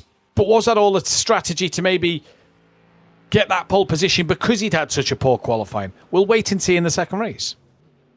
Yeah, we'll have to see what Saber's going to do. He's going to have the defense masterclass. Lennon Batson having a look at the live streaming, I'm assuming, and a quick gander before he heads into the second race. He also did a great job there at keeping himself on the board. There's the result. It is going to be indeed Evan Davis up on the top, Andrew Herschel behind, with Troy Anderson in 3rd position, Caden Boxmiller in 4th, Declan Dennery in 5th, Colin Flynn in 6th, Ramsey Jimenez in 7th, and then 8th for Andre Saber, 9th for Metcalf, 10th Mullings, 11th for May, 12th for Collishaw, 13th for Larasso, 14th for Holloway, 15th for Bowie Soon, 16th for Kamari Odom, 17th for Woods, Patty, Berry, Lewis, and Coolidge following 21st. Munisawesha Minoto with Alan Ware, Tanan Ebone, Dan Gorbatenko, Uven Sundurigama, Anton Schopler. Vigard Hendrickson down 28th position, and then the rest follow: Borgwin, Alteriso, Havdal, Landon Batson down 32nd, Ken Majuri 33rd, Lopez, Woodside, and then obviously Alexis Barrington and Christian Montgomery not taken to the grid, nor did Rain Woodside due to technical issues that he unfortunately experienced at the start of the race. So 3 drivers didn't start, but the rest managed to get across the checkered flag line here for the sprint race. And before we head on to our feature race, it's also a good thing to mention all those amazing people and amazing brands you've been seeing in the top right-hand side of your screen are amazing sponsors here at the League by Foxxtecca, who have pioneered with us yet again into season number 3, the African American Automotive Association, providing all those kind of opportunities. Chris Harris being the leading flagship in that brand, and then Dakins Designs also bringing the designs out onto the grid for those who don't have their own design firms like the DO Racing team, and so bringing a little bit more color. We do indeed love color here at Foxxtecca. We love seeing some great liveries out on the field, and so when we do see a good livery, and I did see a couple of people also talking about it in the virtual grandstand, spotting a couple of liveries there themselves. So there we go, you're officially a livery spotter. Well done, you can come and apply. So good job on that side. And then obviously we've got Superlap joining us for season number 3. They're also on board. A couple of the cars out on circuit, the Golden Eagles, and then Roasted Records, their home race. Funny enough, they're being based in Stuart, Florida. So great to see them thriving and striving out here yet again for season number 3. with the league by Foxxtecca and providing all the fuel for our drivers to make sure that they're wide awake. Remember, we've got loads of European drivers in this league, and so it is nicely into the morning. Currently 1:45 for myself, 1:45, I believe, for Matthew. So that's in the UK, and so you'll find your average numbers around there. You know, so tough there for Jim Cunningham sitting at 9 p.m. at night, somewhere around that time. To be honest, I don't even care what time it is. It's somewhere around the evening. It is wide awake time. All right, he can't be complaining. I'll tell you what, my heart bleeds for Jim Cunningham at 9 o'clock at night compared to us being early hours of the morning. Oh, sorry. It's 7:50. Okay. Apologies. Yeah, how silly of us to assume it's later in the evening for you, Jim. There. Great knowledge, Langley. Well done on that. Being Roaster Records home race. Thank you for that one. And if Chris Harris is still listening, still no coffee, Chris. Still no coffee. Got to keep us awake at night. This is the time of season where I like to look back on what's happened throughout this season, and sort of we get a little bit sad here in the commentary box because, you know, we're 3 weeks from the end, and me, Jim, and Tristan, we absolutely love the league by Foxxtecca. It's fantastic, well-run, well-organised league by the Foxxtecca group. Chris Harris does an amazing job with the work that he does, and hopefully we'll get a third season 4 before the end of this year, but let's wait and see. The grid, though, for race number 2, Andre Sauber is on pole position from Ramsey Jimenez, Colin Flynn P3 from Declan Denoreen, Caden Poxmiller from Troy Anderson, Andrew Herschel from Evan Davis, Drew Metcalf from Kingston Mullings, Peyton May from Paul Collishaw P12. Yeah, P13 down for the start of this, and so this is going to represent pretty much the race results we already went through. Nicholas LaRusso, and then followed by him, Lewis Holloway, Bowie Soon, 15th, Kamari Odom, and then Archie Woods and Samuel Patty. Casey Berry down 19th, Shelton Lewis for the Grip Racing in 20th. Caden Coolidge, 21st, Minusuesha Minoto in 22nd, Alan Ware in 23rd, and then Tannen Ebo in 24th for the Simplay team.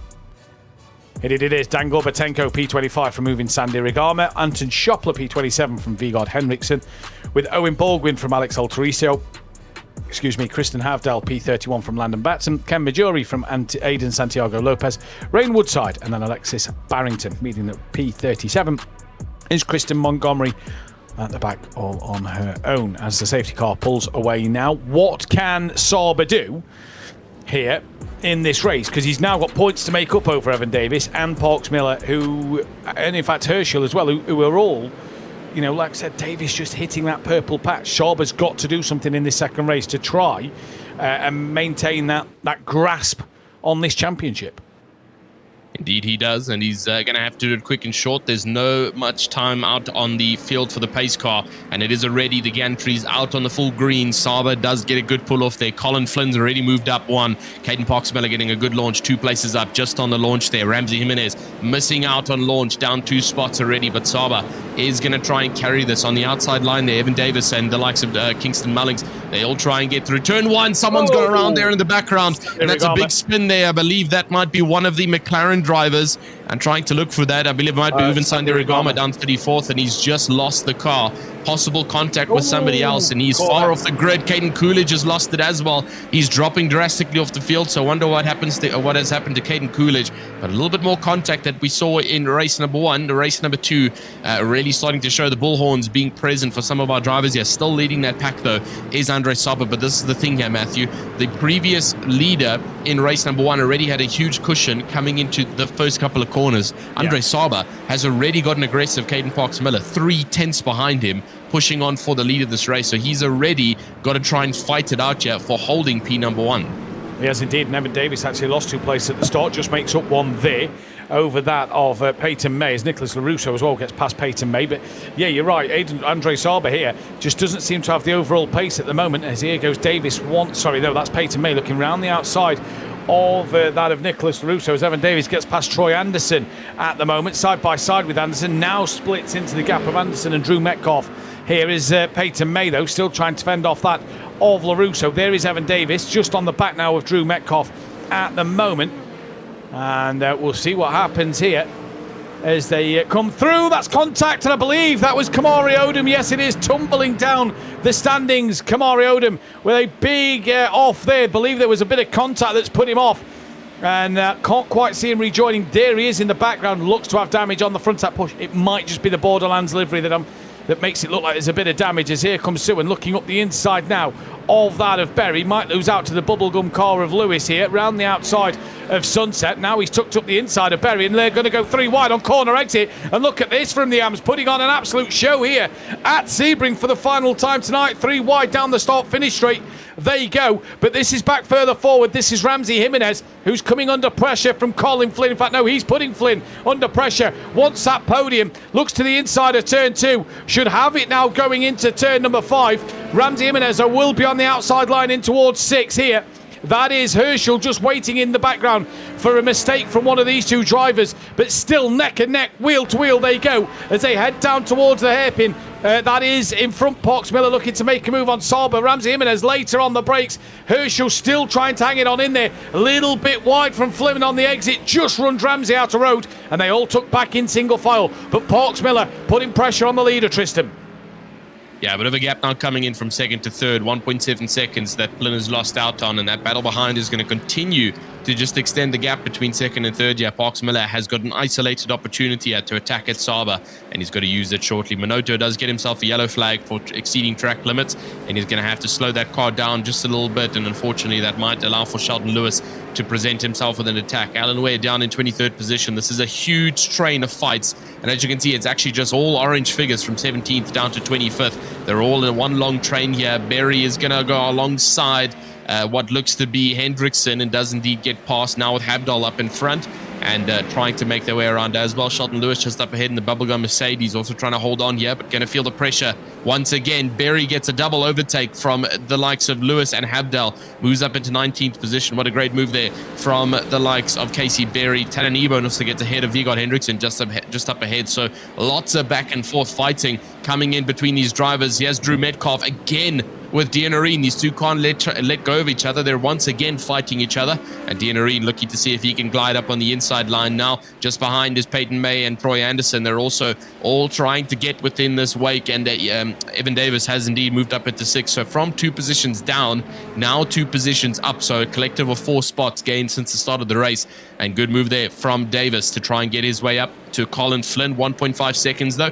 He's going to have to try and fight. You can see that the purple and white Mustang just in the background there, trying to catch up now to Colin Flynn's car. Andrew Herschel has also worked his way still up, holding 4th with Jimenez just up ahead. 2 seconds off though from the leading 2, and this is a potential overtaking opportunity here for Miller. Going defensive is Sauber. He's going to hold the inside line, and Miller's forced out. Can he get the undercut and potentially get the switchback? Yeah, he is going to attempt it, but gets blocked off by the big Mustang. Way too much track width occupied there that the Mustang takes, and it makes it very difficult for the Ferrari to get past. Yeah, it's almost like passing a ship. It's that big, the Ford Mustang. But here comes Caden Parks Miller once again looking to the outside line. Really, Ramsey Jimenez needs to get on between Parks Miller and Sauber. Parks Miller straightens Sauber up. Maybe a little bit of bodywork damage to the front of Parks Miller there. You can just see it's on the front right corner of the car. But Parks Miller now leads this race. Would the stewards deem that as maybe a push to pass there then from Caden Parks Miller, as now Ramsey Jimenez is on the back of Andre Sauber to maybe put himself off that pressure from Herschel and Colin Flynn behind. Davis up to 6th place, but Parks Miller leads here with a little bit of contact between the two. This is the move that gave Parks Miller the lead. So he's on the outside line, coming down in towards, I believe, Cunningham corner, and just looks for the up. It's a bit of a racing incident. Looks like it was just a little bit too much squeezing there from Andre Sauber. Maybe there was just a car's width. But yeah, now I've seen it from the overhead view, it is more of a coming together than a push to pass. But now Ramsey Jimenez has a chance to strike the lap legends car, and I've just received a message that Ramsey Jimenez has just been asked out on a date during his stream while he's racing at the moment, so he might be a little bit distracted while he's racing, but not distracted enough to make a move up the inside into P number 2. Here comes Colin Flynn attacking Herschel in the background, can't do so there, and now Evan Davis on the back of Sauber, and Sauber looks like he's conceding places at the moment rather than fighting for them. Yeah, Sauber's just drastically dropping off the board, and now he's actually got pressure from Evan Davis. Yes, the driver who did finish P1 in the sprint is now wanting to reclaim those spots. A lot of our big movers out on the grid, though. Karsten Havdal up 11 positions. Vigard Hendrickson up 11 as well. 12 for Karsten Havdal. 9 spots up for Landon Batson, all the way up to 23rd position. Great consistency there. Santiago Lopez up 8 positions as well. So lots of good fighting momentum happening up and down the board, especially between those top 3. It's 4 positions up for Herschel, 4 up for Parks Miller, and they're all trying to work with it. Saba has lost out on 4 spots, though, and so that is going to be a huge fighting position there. We do indeed see Landon Batson having a bit of a fight out there with Bowie Swin and seeing what he can do to fight it out in 23rd position. Lots of focus coming in there from the young man. He's got to lock in and see if he can present any more overtakes in the last 23 minutes of this race. Still ample time to get those overtakes done and dusted. So let's see how this works out. Andrew Herschel putting the pressure yet again to get on Ramsey Jimenez. And I mean, I've got to say, that's probably the biggest flex in sim racing. Not even being fast, but being asked out. So you've got good looks and good skill. Good moves on there from Ramsey Jimenez. And he can continue to use that confidence, not distraction, confidence to try and chase down on Parks Miller. Let's hope he uses it correctly, because we do have an approaching car of the likes of Davis behind, who will slowly start to catch up here on the rest as he tries to reclaim the top spots in this 22-minute left race for race number 2. It's like the Jaws music when you see Evan Davis in the rearview mirror, isn't it? As he just starts to creep in and just get it. Exactly, as he just gets a little bit closer in this race. Paul Collishaw going up the inside of Drew Metcalf, and now it's round 2. Gloves are off. Nicholas LaRusso and Drew Metcalf go at it once again. Ding, ding, ding for the second race of the afternoon here between these two, is to the outside once again, as LaRusso did several times in the first race to Drew Metcalf, trying to swoop around the outside. And I believe Metcalf may have just been caught off guard a little bit by Collishaw being a little slow mid-corner through turn number 1. Metcalf still has that inside line at turn 2, though. Remember, these two come together in the first race. A little bit of a netcode contact between the two there. And I said the gloves was off, and they well and truly are between the two of them in this race.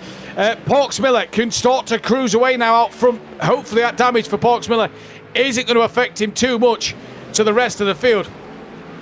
But what a close battle this is between the whole grid, because we were seeing a lot of white numbers in race number 1.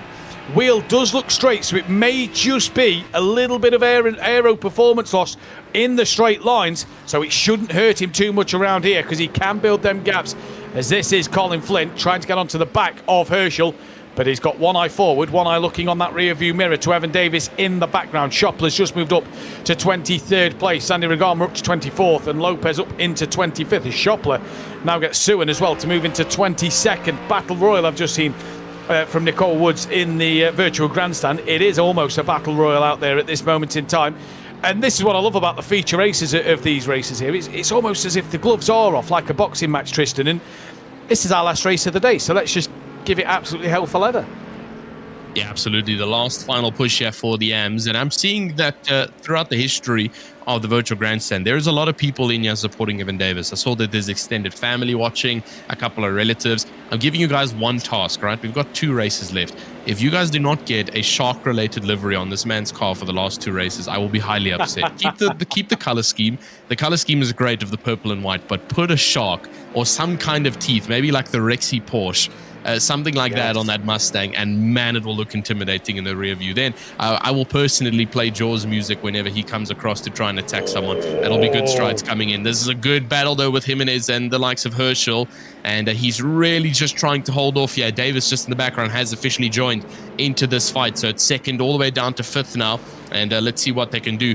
This is a bit of an issue, though, for Evan Davis, because allowing all of this fighting to go on, Parks Miller has already gotten himself a 2.2 second gap here, and he is just continuing to run away. We've already confirmed he doesn't have suspension damage, and so that's just going to be a slight bit of aero knockoff that he's going to experience. Not too much of a drop-off that he has to worry about here. And so the more that these cars fight, like we just saw, Herschel drops all the way down to 2nd. It's now going to be Flynn up into 3rd. I mean, Davis into 3rd and Flynn into 4th. 2.2 up the road for Jimenez is Parks Miller.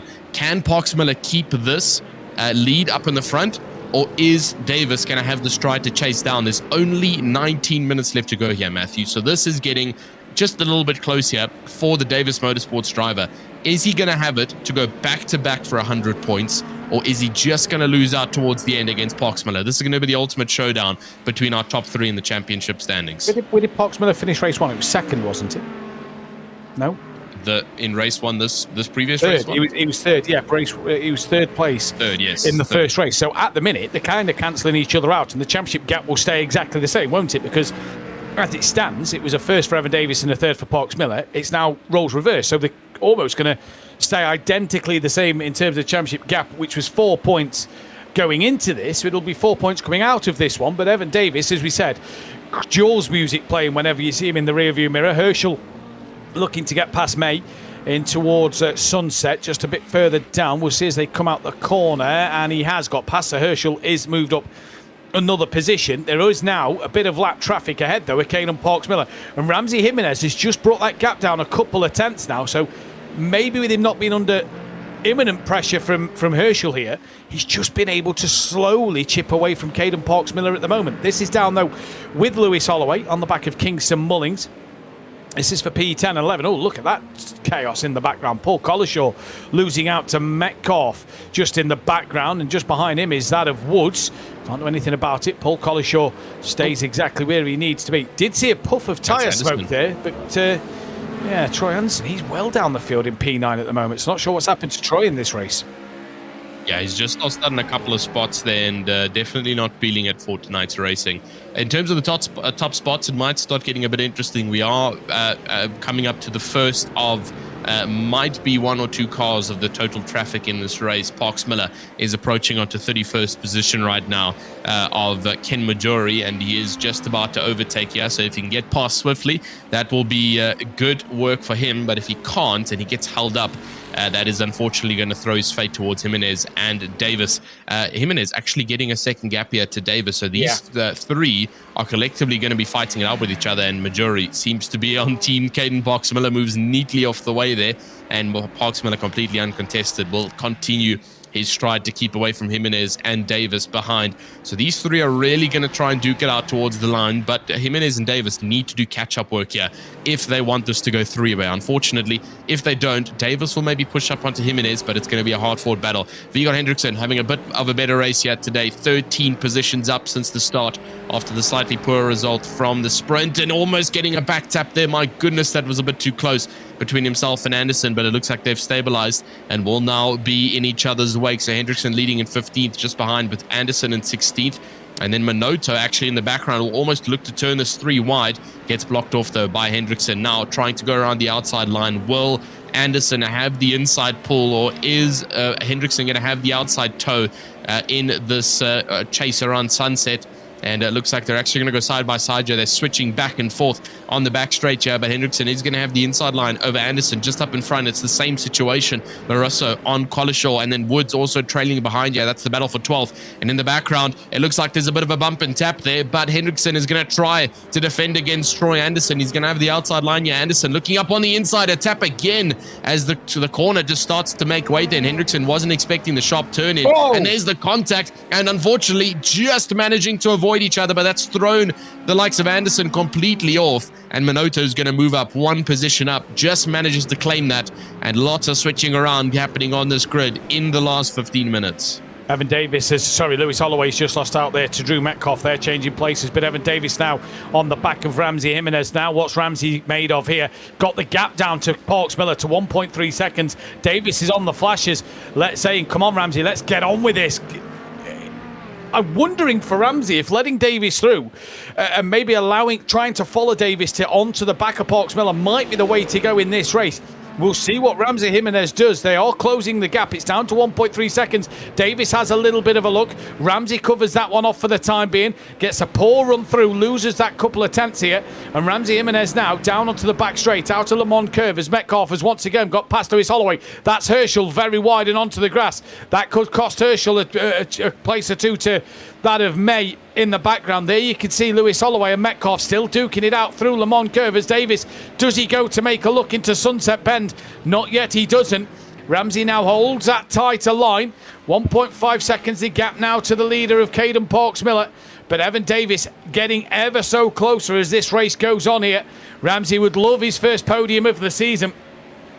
Davis Move to the inside, looking up the inside at turn number 1. Ramsey gives him the space, make sure he's aware. Now it's Ramsey. You've just got to follow Evan Davis in this one. He's still trying to fight it hard, though. You tell a racing driver to sit behind and follow. And there goes Colin Flynn, almost looking to send one up the inside of Ramsey Jimenez at turn 2. Couldn't do so. Offline he goes now a little bit. And Jimenez, compose your thoughts, follow Evan Davis, and try and hunt down after Caden Parks-Miller. Yeah, Jimenez cannot lose out to Flynn here, otherwise he's going to drop too far back to stay in Davis's slip here, so he needs to make sure he can keep ahead. Davis is now going to be on the attacking charge. Unfortunately, from all the switch arounds, they have lost over 6/10, and Parks-Miller is going to move back ahead 2.2 seconds. Davis will have to try and fight this out. He does have 13 minutes left on the board. Is it going to be enough time is the question, because Parks-Miller is also not going to give the position up for free, so it's going to have to be a fight here between those top 3 to see what they can do. And Parks and the likes of Flynn has actually extended it down to 4th position as well. Herschel will try and close it down on 1 second. This is Habdal down in 19th position, and costing Habdal for the RA Sim Sport 12 spots up, seeing what they can do. And just got by Casey Berry out of the hairpin. Good move on that regard. I do see that the relatives and the supporters there of Evan Davis have confirmed that the Shark livery is already in play and already being designed. I mean, I don't think it would be that quick, but looks like they were serious about it. So we might be seeing it for round number 6, which is great to see. Will definitely give a bit of a boost of confidence and intimidation there for Davis to extend this championship lead. Collishaw now with Woods, and Woods also getting supported there by Nicole Woods in the virtual grandstand. Can he show the support that he needs and see what he can do to hold it out on track? Archie Woods will do everything he can for the Super Lap team. Going to go on the outside. Yeah, there's not much track left there, though. He's going to have to tuck back in, and Collishaw will hold the line. Yeah, a little bit of a better slip, though, from the Mustang. It's got better top speed against the Porsche, and you can just see him creeping, and now he's going to have the inside line coming to Sunset. Woods is going to hold it, and it looks like he's going to have the better rotation. Yeah, Collishaw has dropped quite substantially back off. Going to try go for the undercut here in the Porsche, but just not enough. Too much coming in from that Mustang, and Woods is going to keep it. Metcalf again with with Lewis Holloway. Kingston Mullings about 6 seconds up on the board, and then Larasso and Hendrickson will also join in. So this is a good little battle here for 10th. It's the final spot of the top 10s, and Metcalf holds it from 3 oppositions who will try and take it away from him. Yeah, Metcalf and Lewis Holloway have been going ebbing and flowing between the two of them all race long so far, and Sauber's coming under pressure from Kingston Mullings, so Andre Sauber might even lose out yet another position in this race. Just hasn't had the pace here at Sebring tonight. Will he have the pace back at VAR in a week or two's time? As Evan Davis has got the gap down to 1.5 seconds up front, but Drew Metcalf will feel like he's done more defending than overtaking here at Sebring tonight. But what a stellar performance he's put on in these races, as he's fending off 4 cars. Back to Ramsey Jimenez, though, in P3, trying to fend off now that of Colin Flynn. He just can't stick with Evan Davis at the moment. Too busy defending from Colin Flynn. Needs Herschel to stop pressuring the Corvette in front to allow Ramsey Jimenez to have that break almost. But Colin Flynn trying to keep up that pressure. Flynn would love a podium in this race so far. Where is Colin Flynn currently in the championship? He's down in 13th place in the championship, is Colin Flynn. So him and Ramsey fighting for their first podiums of the season, which is absolutely brilliant for the pair of them here. Herschel obviously 3rd in the championship going into today's racing. He wants that P3. He wants to stay as close to Davis and Parks-Miller in this championship. So crucial battles here. Landon Batson just allowing Davis through. He's now got Ramsey Jimenez to just be aware of as a back marker, as here goes Herschel looking up the inside of that of Colin Flynn. Landon Batson taking a wider line, little slower out. That's affected Colin Flynn, and Colin Flynn just held momentarily, manages to somehow slingshot out the corner beautifully and stay ahead of that of Herschel. I say ahead for now because Herschel attacking the rear of Colin Flynn, who looked up the inside on Ramsey Jimenez momentarily there. Couldn't find a way through though. And now Ramsey Jimenez still defending. Little bit of a tap maybe there from Colin Flynn. Don't think so. And what a 3-way fight this is for the final podium with 9 minutes to go. Flynn's lost the rear. Flynn's dropped the rear. And that's and Herschel's just collected him. So Herschel's just collected Flynn. That is the gap in the break that Ramsey Jimenez needed. Now Herschel coming under pressure from Declan Dionarine as they come down towards the hairpin corner. Fight on for the lead as well, because Evan Davis is on the back of the race leader. Peyton May made a move on Declan Dionarine, and Colin Flynn tumbling down the timing tower. Man, I was not expecting that. For the top 3 that has changed things up definitely. And Evan Davis has just been on an absolute super send for the past 2 laps, catching up over 2 seconds in just 2 laps time. So he is on for the win yet today, and I see someone's already promised him lunch in the virtual grandstand if he takes this. That's a big promise to make, because in this economy and in this life, hey, lunch is a good promise for a win. I'm not going to lie to you. So Davis is going to be pushing on strong here. Can Parks Miller defend for 9 minutes, or is he going to succumb to the pressure? It's already going side by side, and in actual fact, Evan Davis, he almost had it there, but the corner is going to convert and switch back here. So Parks Miller is going to hold defensive line here. This is going to, I feel like we're going to have quite a bit of back and forth between the two of you. Even though Evan Davis gets past, if he does get past, I have a feeling that Parks Miller is not going to let it go too shortly. But now up on the inside line, it looks like Evan Davis is going to have the better run here up into Sunset. Diving up on the inside, LaRusso gets a black flag penalty. That's going to serve himself a drive through, and a better slingshot coming from Parks Miller. He's going to reclaim P1, and this is just going to be back and forth between the two of them. Davis had the run. He didn't have the roundabout shot. Now he's going to have the inside line yet again for turn number 1. Will Parks Miller be able to convert this? No, he has not. He's been pushed slightly wider, and now Davis has got a 100% confirmed spot up into P1. 3.5 tenths already gap between himself and Parks Miller, and now it is extension. All he needs is extension. Metcalf making contact with the likes of Declan Design, I believe, and just losing out. And then he loses the rear again. Minoto gets around on the outside, and Metcalf goes from the top 10 all the way down 22 positions. Yeah, retirement as well, it looked like, for Drew Metcalf there. And I don't think this is over between Parks Miller and Davis. I say that as we've come back to live action, it might genuinely be, as Herschel coming under pressure now from May. This is exactly what Ramsey Jimenez needed to hold on for this podium. The top 2 have sorted themselves out. 6 and a bit minutes left to go in this race. Herschel coming under pressure from Peyton May, who looks up the inside into Cunningham Corner. Great little move there. And now trying to fend that one off is Peyton May, and does so at the moment. Declan Design just waiting in the wing, in the rear, trying to pick up a move if there's a mistake from one of these two. Can Parks Miller close back in on Evan Davis? It seems unlikely, as Declan Design goes so wide there out the corner. That could almost allow Sauber back onto the rear in this fight. By the way, Vigard Henriksson, who had that suspension damage in race 1, 9th place. What a race he has had. Up 19 spots. Absolutely fantastic for the young Norwegian driver in this one.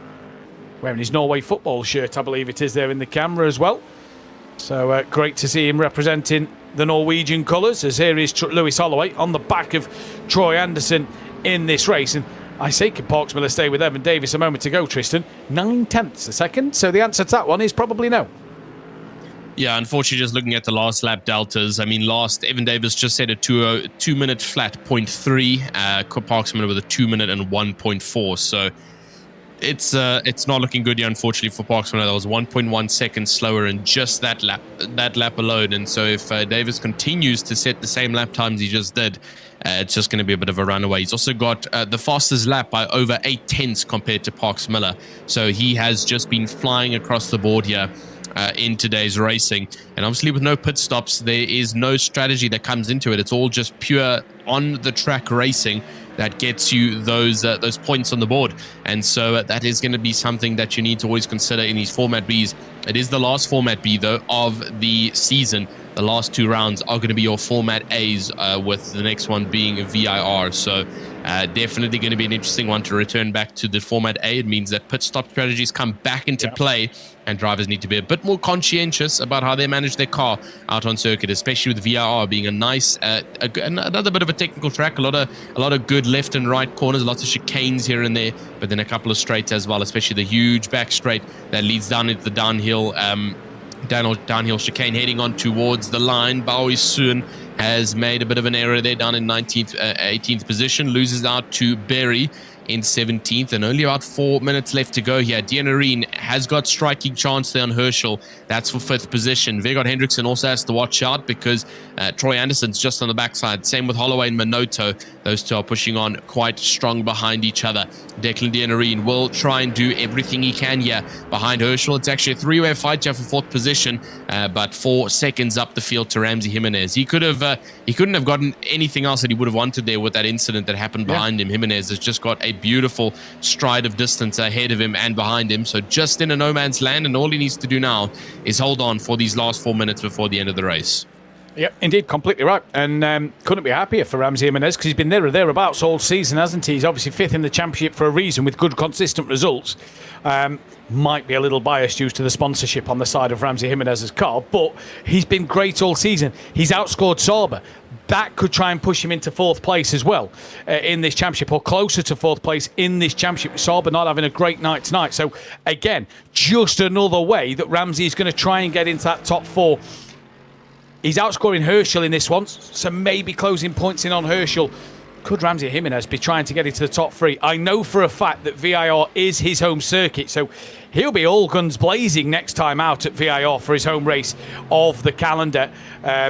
In which, Tristan, I have actually got some notes on that. There's a bridge at VIR that's called the Michelin. It's no longer called the Michelin Bridge, but apparently we have to call it that because that's what everybody calls it.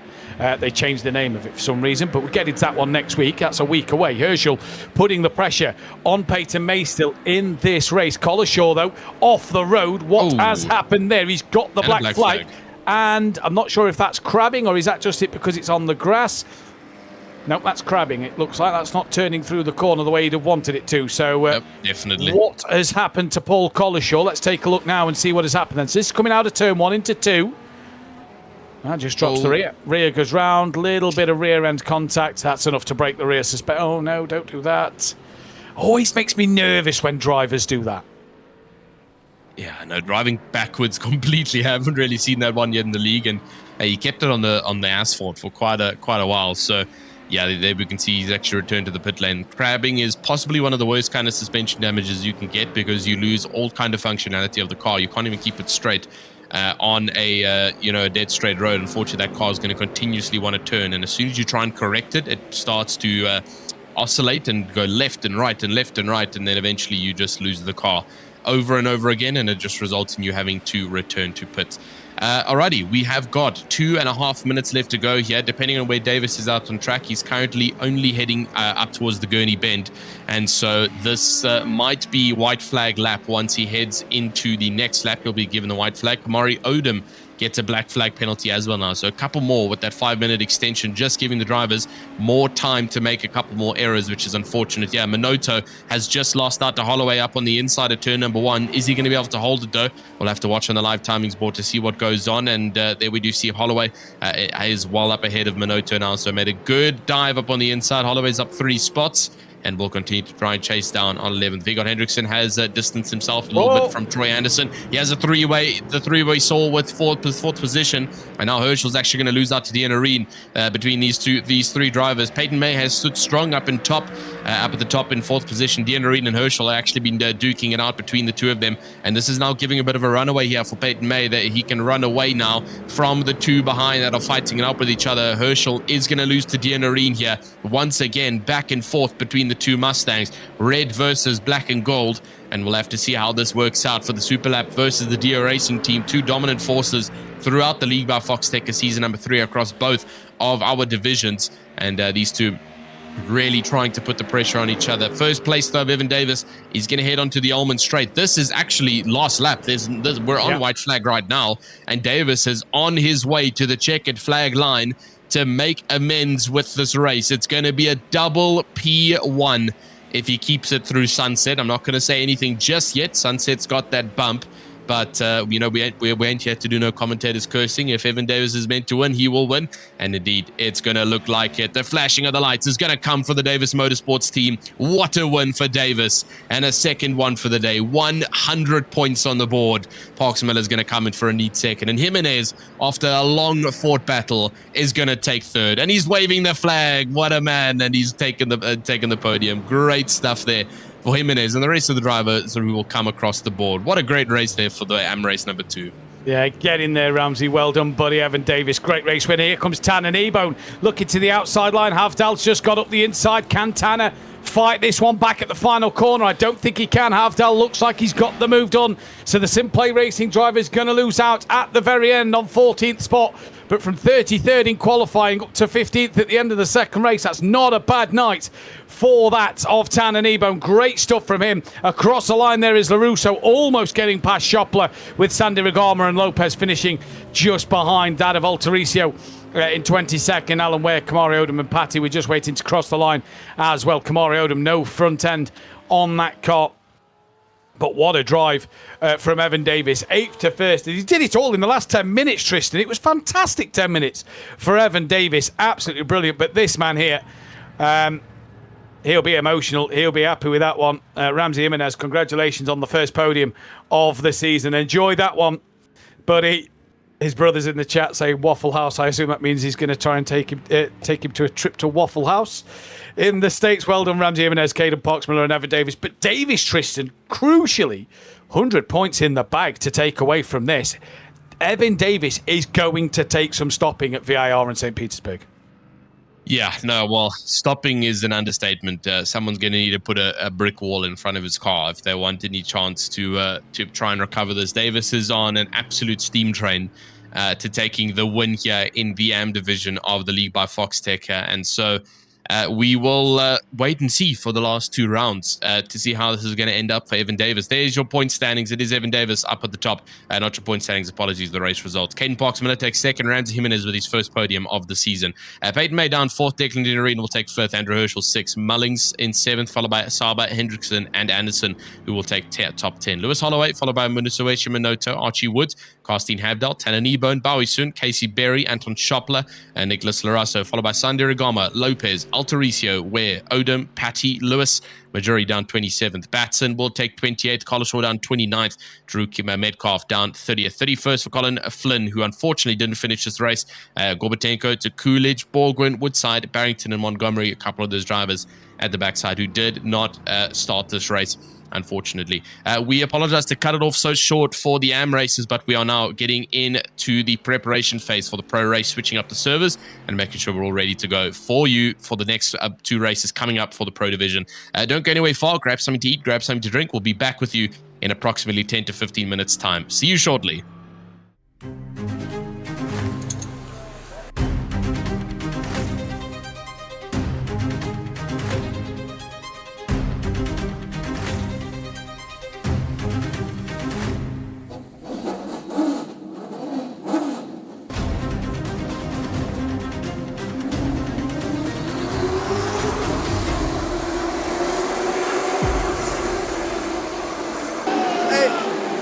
Hey, great job, Pete Sweet Pete.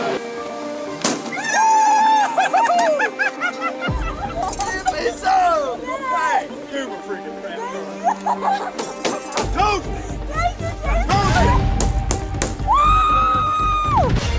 Women are making a name for themselves in motorsports. I don't see how you could be a race car driver, especially be a woman. To go ride a pro stock motorcycle 180 mile an hour, I think we're going to sneak up on some people. Destiny Spurlock in her Foxxtecca machine, working with the Iranas out of Fredericksburg, here in Virginia. She's not just coming out of nowhere here. This is a young lady who knows how to ride a motorcycle. This is where she's supposed to be at. This could be special. She might be able to do this. So I would be the first African-American woman to race in NASCAR.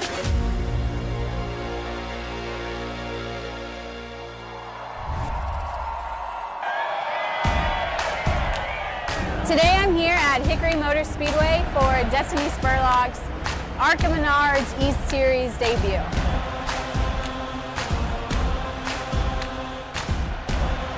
With Destiny and her training, we're a few months in now, and it's cool to see like her strength has progressed, her cardio has progressed, even her attitude. I mean, she always has like an A1 attitude, but she comes in and she's like, what are we doing today? And when she complains with grace. Back at my home track, I'm here again with Destiny and Carl Wong, the MBM Motorsports crew here today. Super excited to be at the first ARCA race ever here at Hickory. We're looking to work off of the 4th place finish she had in our late model program last week. I was one of the former announcers here. Her first race, you can tell that it was her first race, but by her 3rd race here with Jason Smith Motorsports, I mean, it was one of the biggest improvements I have ever seen from somebody's first race here at Hickory Motor Speedway to their 3rd.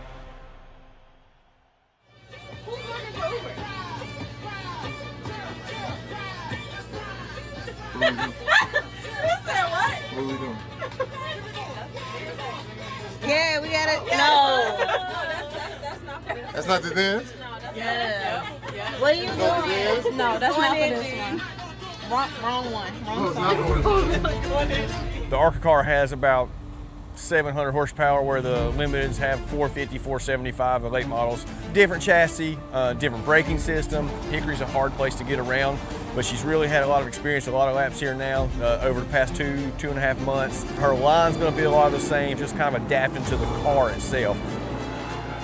I know she told me yesterday they're actually easier to drive because better suspension's not quite as rigid as the late model. She's very smart. She learns so quick. She's really excited to be here with her, cheering her on this evening.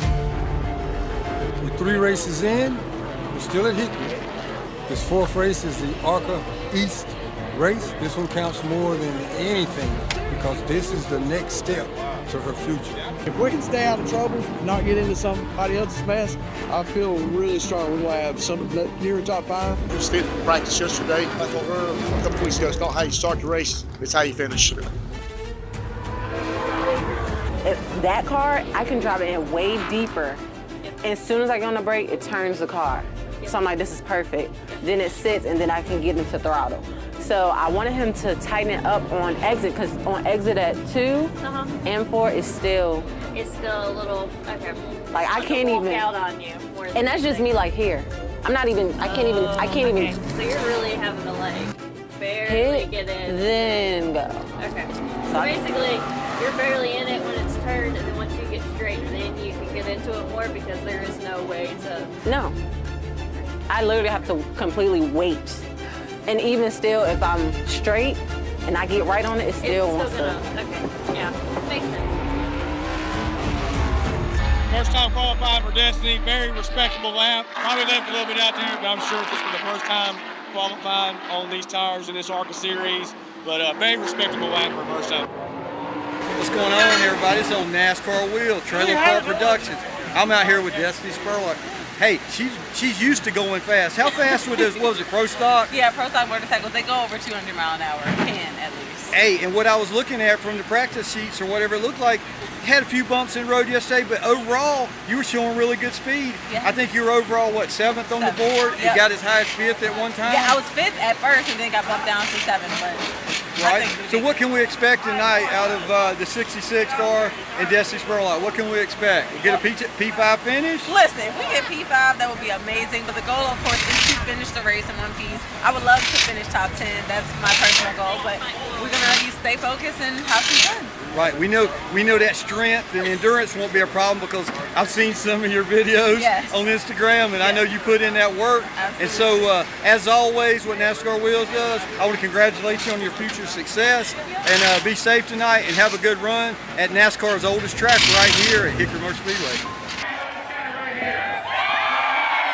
Going off 8 tonight is going to be Destiny Spurlock from King Williams, Virginia, and you have got a fast car tonight. You ran with us earlier this year at Hickory. What's it going to take to win the Cookout 200 tonight? Well, it would take a miracle, I feel like, for me to win my first time out, but I feel like we have a very good car. I'm so thankful for my team and my sponsors, so we're going to do great tonight. All right, good luck in that race. Thank you. Thank you. Time. Race fans, are you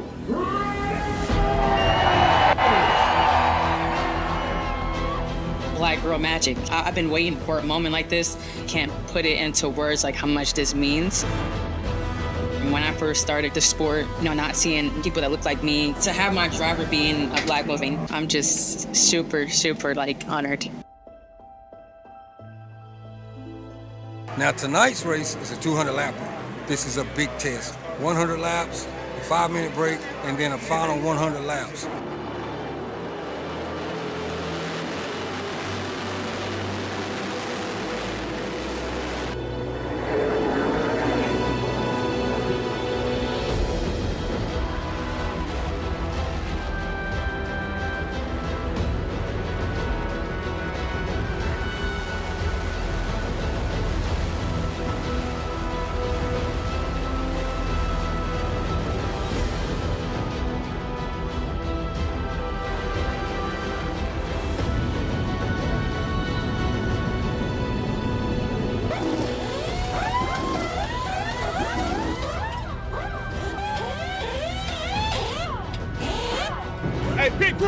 lap.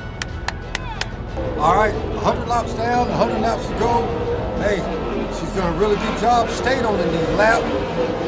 She needs to do the same thing for the second half of the race.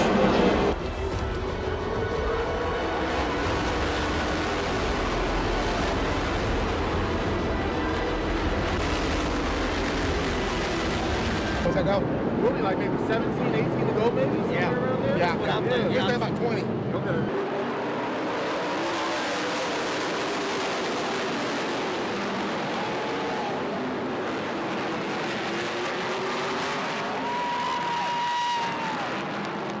Huh? Seventh? She's 7th.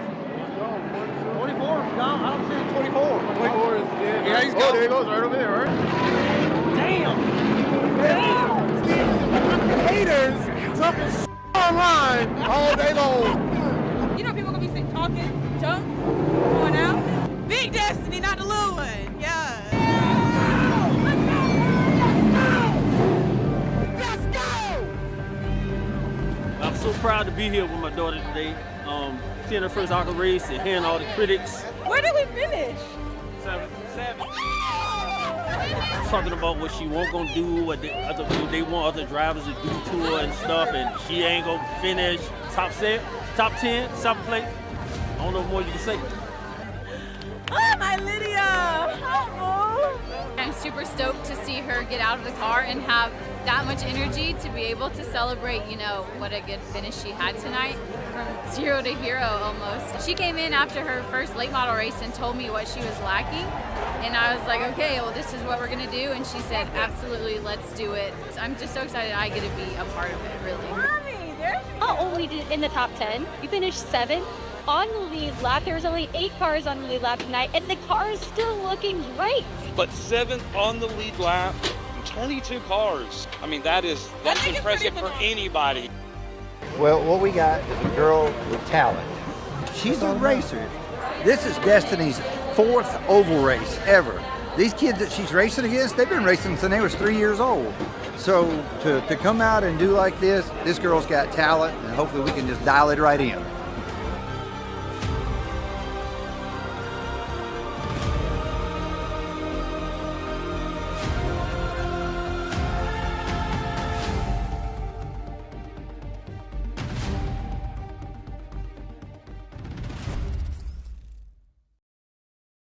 I drive tractor trailers.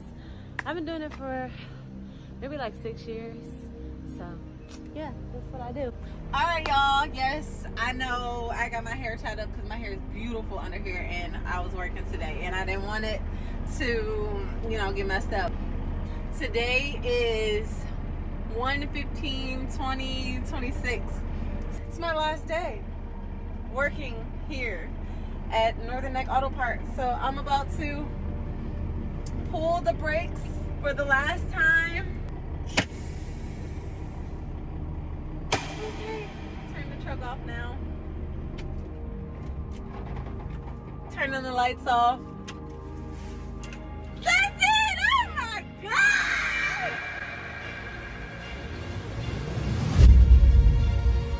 I don't see how you could be a race car driver, especially be a woman.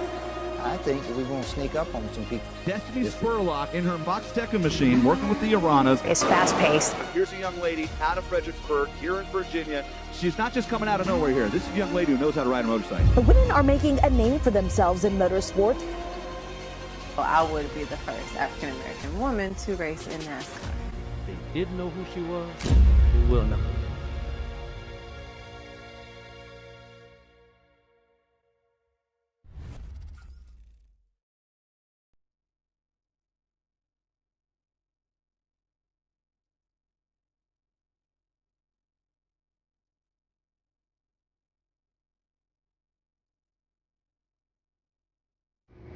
So y'all, this is like my official last week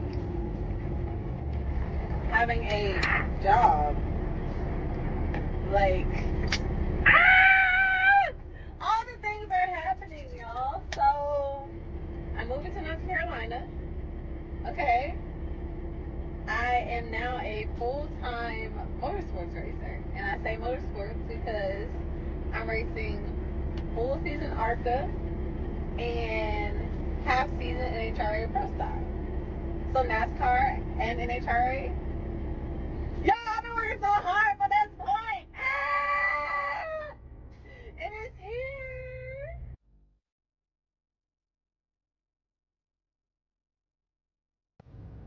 Hey y'all, I know y'all can't see my face at all. I went back to the RV for the second time because we had to drop off some more stuff so we can make room for the things that aren't going. When we get back to the RV, the heat will not come on at all. At all. So thankfully we have bought a heater from Walmart, but it's still too cold for droggies. Alright, got Mr. Corn. This one also can put treats in it. Alright, pup, you got another one. You got another one. Come here. Life is definitely lifing right now. But I know great things are on the horizon. And I am more than ready for her.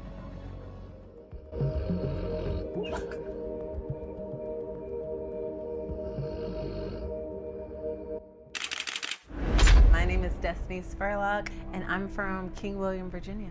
I am a NHRA Pro Stock motorcycle racer.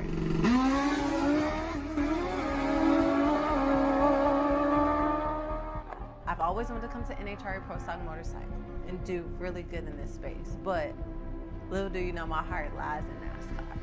Always, since I was a little tot. I realized racing wasn't just a hobby when I went to the drag strip at 12 years old. I saw all these motorcycles. I'm like, Mom, I want to do this. And my family's always been super supportive of me no matter what I wanted to do. So she's like, okay, we're going to go buy you a bike. So when I turned 16, she bought me a bike. And I saw the race life. And I'm like, this is me. This is what I'm supposed to do. Not thinking that 12, 15 years later, I'd be doing it professionally. It was kind of always written in my story. The correlation with my grandfather is we grew up maybe 2 miles from RIR, Richmond International Raceway, so I would always hear the NASCARs racing it since I was little. Always felt that vibration. That was home for me. But y'all, I just moved to North Carolina. We just moved! I'm so excited. This is my new, well, me and Joggy's new home. Well, not even just me and Joggy's, but me, my family, my team. This is our home.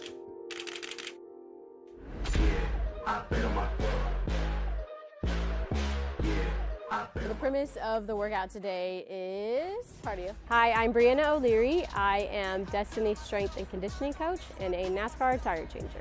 We're gonna go until we get done with 100 calories on each machine as partners. So when you're working on the ski, you are doing one of these 4 movements. I'll walk you through them all. And then when you get back from the movements, y'all will switch and then y'all will go. Remember, strong back, big chest. There you go. 2 more.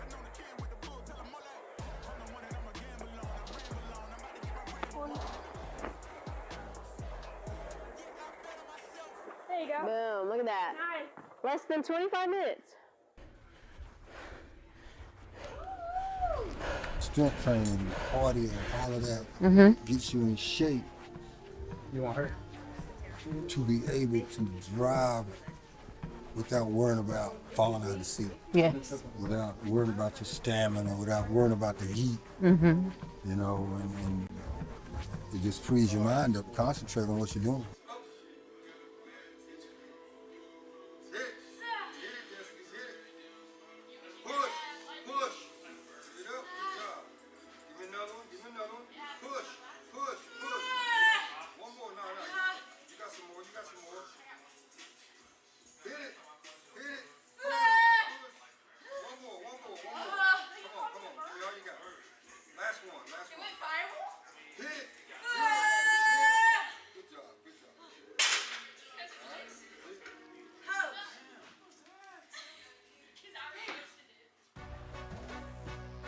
Welcome back to the League by Foxxtecca. You're joined by Matthew Duffin and Tristan Herbst in the commentary box. Jim Cunningham bringing you all the pictures and replays live to your screens. This is the Pro Series now, so stick around for this one.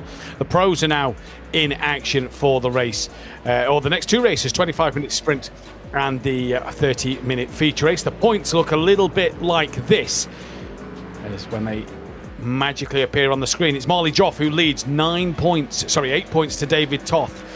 Roman Pasucci has been the man to talk about, though. He's been taking points off of the pair of them and is only sat 10 points behind that of Marley Joff in this championship so far. Rodrigo Meets his P4, Gael Valero P5, Nicholas Laubish in 6th from Gabriel Ivanov, Johan Neshev, Boyshev, Tyler Carr running out the top 10, Kevin Rold is P11 from Elon Johnson, Eric Holzband, Raffaele De Santis, Rossellini Matisse, Ty Dunnett, Andrea Muscolino, and then Russell Soto there you can see in the top 18. You can see all the other drivers down the list as well.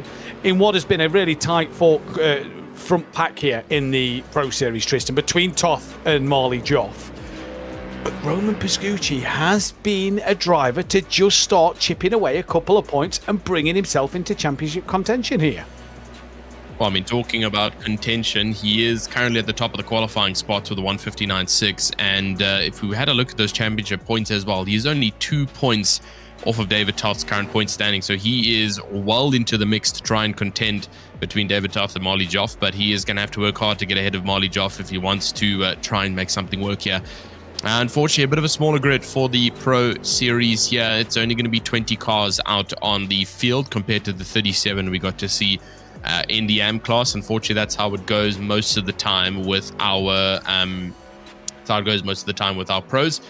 They unfortunately just slightly less participation on the field. So we will hope for some good racing up and down the grid. The pros are either extremely close racing or it immediately begins to dissipate in distance between each other. So that's something to definitely consider as we go through this. 9 minutes into qualifying, and we've just got to say a massive thank you once again to all the amazing sponsors here at the League by Foxxtecca that have once again made tonight's racing possible. The African American Automotive Association, they're also been hugely a part of the journey with Destiny Spurlock, who you also saw just on the podcast there. Dakins Design, who have also been here throughout the past couple of seasons, and they've been providing all the designs out on the track for those who don't make their own livery. Superlap are also here, and they've got a couple of cars on the grid for tonight's racing. Eric Halsband is one of them, and a couple of others who you'll see up and down the grid. And then obviously, the last but not least, the home circuit heroes here of Roasted Records in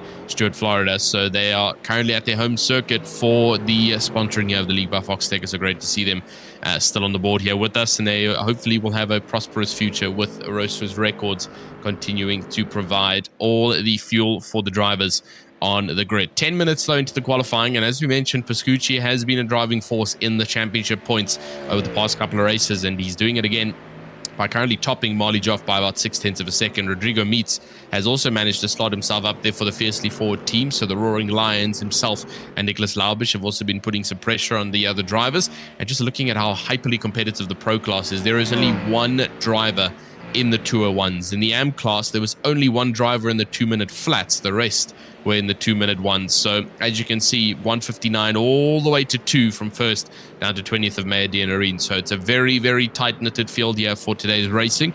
And let's hope that it's going to provide immense amount of action throughout the two next races. And do you know what, Tristan? As we said earlier in this program, that we always get a bit upset towards this end of the season because it means that we're going to be away from each other for a little bit. Maybe not us in the commentary box, but we're not obviously on the League by Foxxtecca for a while. I think there's several drivers in that AM field that could easily make this step up into the pros. You're looking at Davis, Parks Miller, maybe Troy Hansen. That could just increase this pro field even more, just make it a little bit more competitive as well. Going into the 4th season, that could be absolutely fantastic to see. We've seen what Mayor Dianarine can do out there at the moment this season, not being as dominant as last season, but has had good results. Another great looking livery on that car, I must say, as well. But has had good results. If you took the likes of Evan Davis and Caden Parks Miller in there, maybe if we sort of look to do something with the balance of performance as well, to maybe try and get a few different cars come into play, it could open up the Pro Series to be one heck of a championship like the AM Series has been this season. Yeah, absolutely. Just adding a bit more of a variation and flavor could definitely be the trick. As we head into the final closing rounds here, the last Format B for the Pro Series. Same with the AM Series, like we've already had a chat about, and then we head to Virginia International Raceway for the second last round of season number 3, and then obviously St. Petersburg for your final round in this the schedule. And that's going to prove to be quite an interesting race as well, because it's a new track to iRacing, and so most of the drivers, especially in the AMs, will not have much GT3 experience around that circuit. So definitely will want to tune in. And I mean, nonetheless, it's the final round. You know, it's where we crown the actual champion of season number 3 of Foxxtecca, and one of the most inaugural iRacing GT3 leagues to take a championship home with. So definitely something that all of our drivers work towards. Our drivers have hit a bit of a dead zone, unfortunately. Lots of them will be coming across the line and not setting faster lap times than they've already done. That is unfortunately a result of all the drivers setting immensely quick lap times. The entire top 10 in the 159s. Young gets himself, Aiden Young, that's one of our new drivers on the board for the WSR Esports, joining Molly Joff as a teammate. So maybe a little team play coming into play there. You see the two WSR cars out on track together, and he gets himself up into 6th place. With 2 minutes left of qualifying, I think it's going to be quite an interesting running order down to turn 1 here in race number 1. Yep, looks that way as well. And like I say, that World Sim Racing team getting the extra driver on the grid. We've seen what David Toth and the Sachet Sports drivers did in the past couple of seasons. They're just using each other to work together in the championships. Has maybe now Morley Joff got himself a little bit of a ringer in the mix here, just to try and become a nuisance in this championship. Needs to improve a little bit more if he's to try and stop Pascucci and David Toth at the moment. What an incredibly close qualifying, though. The field is separated. A second separates the top 20 drivers in this qualifying session. So it is incredibly close. One mistake in qualifying in the race here today, and you could find yourself not just dropping 1 or 2 places, but 6, 7, maybe even 8, 9 places down the field. Yeah, and that's not something you want to see yourself doing, especially at the start of the race with this grid being so hyperly compact and competitive. Dropping off at the beginning of the race is going to do you a lot more harm than what it would have done in the AM class, and so that's something our drivers will have to work towards, is to try and keep their headway and posture dead aligned to make sure that they can get the results that they need. David Toth is currently on another flyer here, seeing if he can improve on that lap time. Unfortunately, it is all yellows across the board, so unless the final sector was an incredible improvement, I don't think he's going to get anywhere, any kind of change here, and it does not look like it indeed, so he stays where he is. Justin Hodge does get a bit of a jump, though, and will move up on the board there into 9th position, so great little change up to move his way into 10th position. Young gets 2nd and matches Marley Joff's time. Did they just clone the man and throw in a 2nd? Yeah. They must have absolutely cloned Marley Joff there. It looks like Marley Joff gave him a nice tow. Well, I've just said Young needs to be up the order a little bit more to make himself a nuisance to Pascucci and David Toth. He's done just that. So we'll see what Young can do in the race coming your way in a moment or two's time. It's the 25-minute sprint race, followed by then the 30-minute feature race coming your way. And if you thought the AMS was exciting, make sure you do stick around for the pros, as your grid order for the first race of the evening looks a little bit like this. It's Roman Pascucci on pole position from Aiden Young in 2nd place. Marley Joff is P3 from Rodrigo Meets. David Toth lines up in 5th alongside Gal Valero. Nicholas Laubish P7 from Andrea Muscolino. Justin Hodge is P9 from Denis Grabowski. Raffaele De Santis is P11. And then Ivilo Boyshev is P12. Johan Neshev P13 from Tyler Carr 14th. Elon Johnson P15 from Ty Dunnett. Eric Holzman 17th from Maya Dianarin. Ed Eisenring is P19. Zoher Ahmed P20. Rossellini Matisse is P21, not the qualifying Matisse would have wanted, and Gabriel Jones, the P22 driver. Yeah, and that's it. I was sorry, I'm so tuned to another page, and I was expecting more, but unfortunately that's it. 22 cars for the pro class, and slightly smaller grid, like we mentioned. You can see all the team trucks line up on the left-hand side, and there's all our Mustang Cup cars, is what people are calling the Pro Series. It's essentially just a quick Mustang Cup that we get to roll out for season number 3. With a little Ferrari 296 yeah, sat in the yeah, middle with of a the little field. bit of flavor, a little bit of flavor here or there. A couple mid-engines thrown in, and this time a little bit of Italian zest and flavor thrown up in there. So great to see.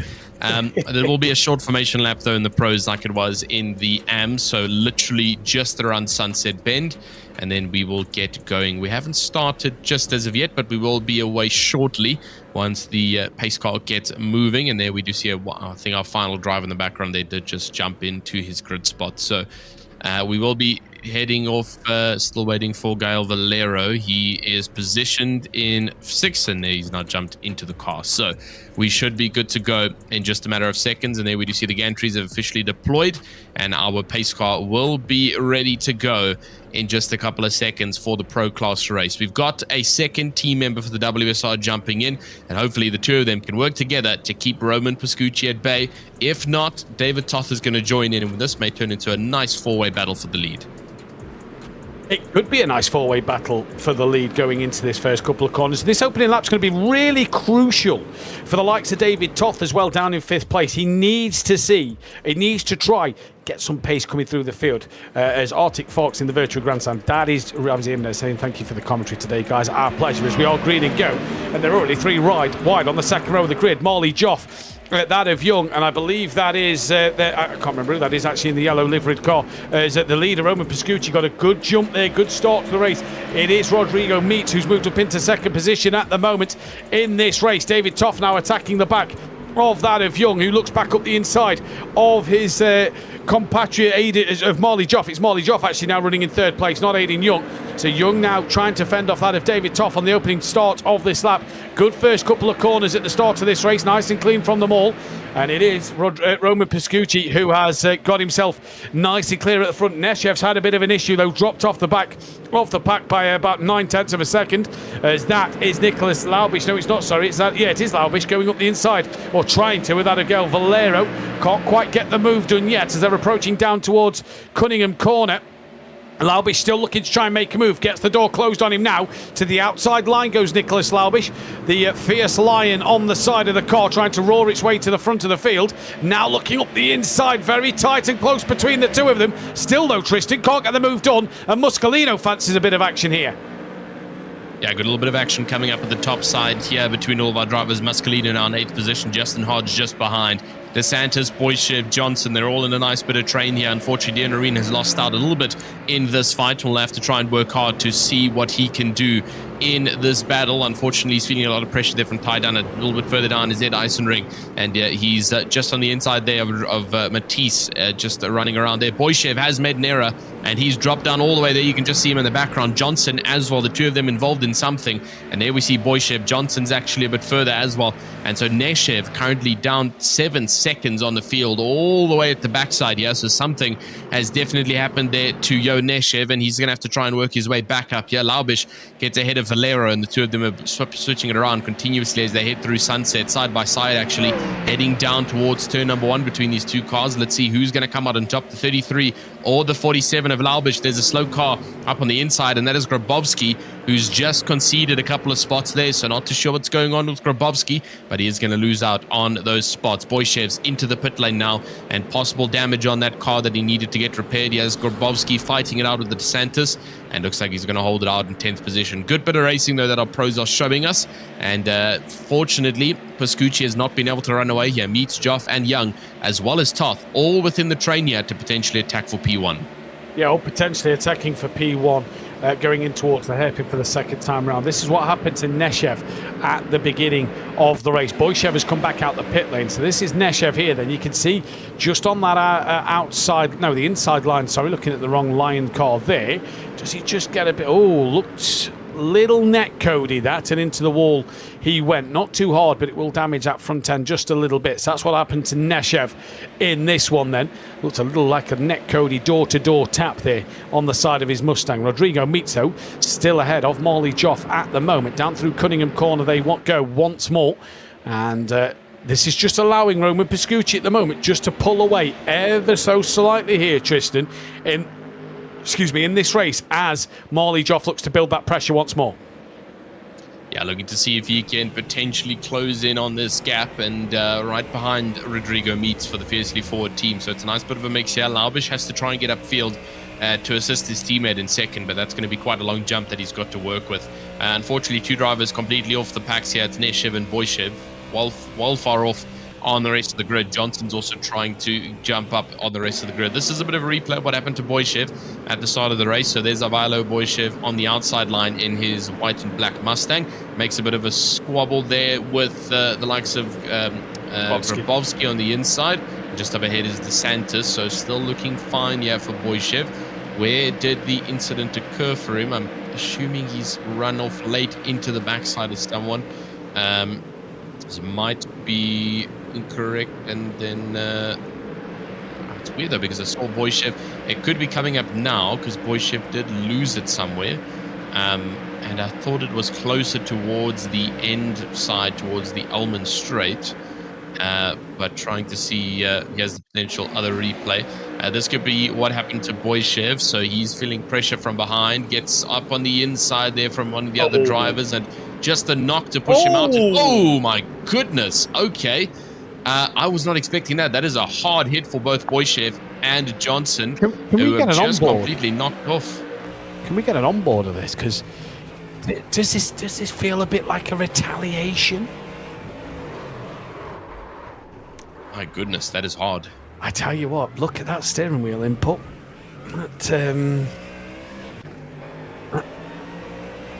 Take a look at that steering wheel input on this car. That looks little... Here, we'll go inside. Just look at the wheel from Boyshev here. So he gets the contact there that pushes him wide. Now...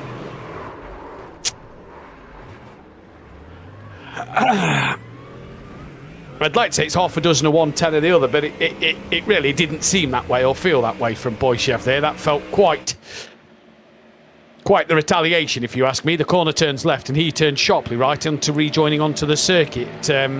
Yeah, I'm sure the stewards will take a look at that one, and I've always said the hardest job in any form of motorsport, sim racing or real world, is race control, and the stewards that have to look at it. Denis Grabowski looking for a move up the inside of DeSantis here at Sunset Bend and gets that move done nice and easy. You see the bumps coming through that of Sunset.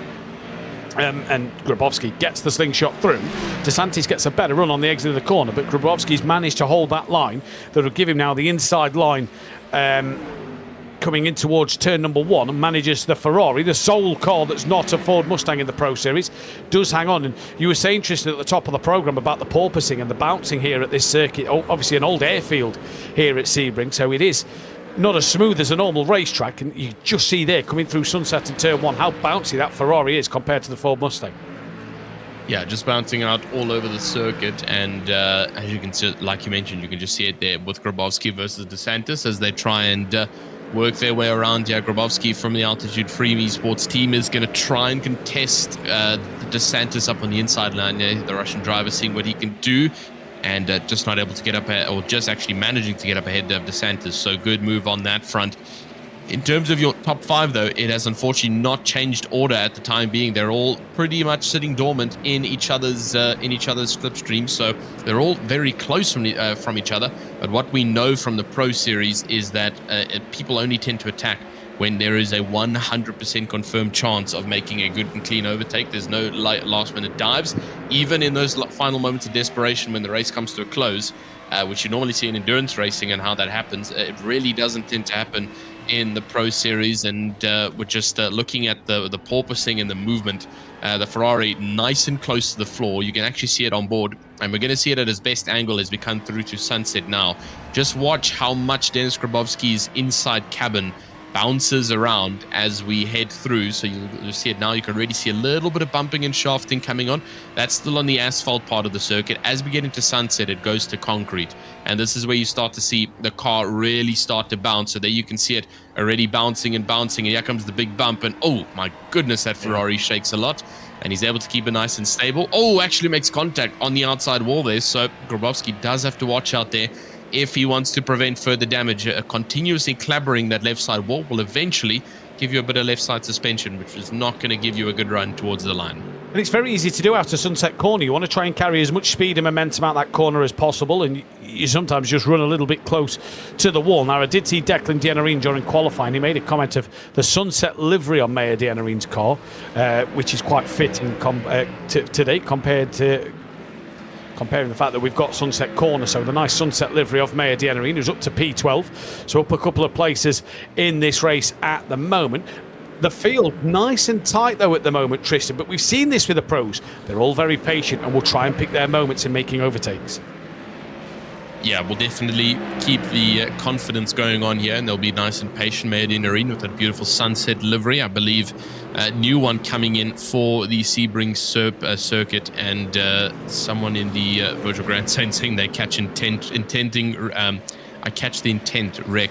That's, I'm assuming he's mentioning that he also thinks that it was an intentional wreck coming in there. So again, us commentators, we just get to talk about it and then we get to move on. That will be in the hands of the stewards as to how that situation will play down there for Boyshev. And so we'll keep that how that's going.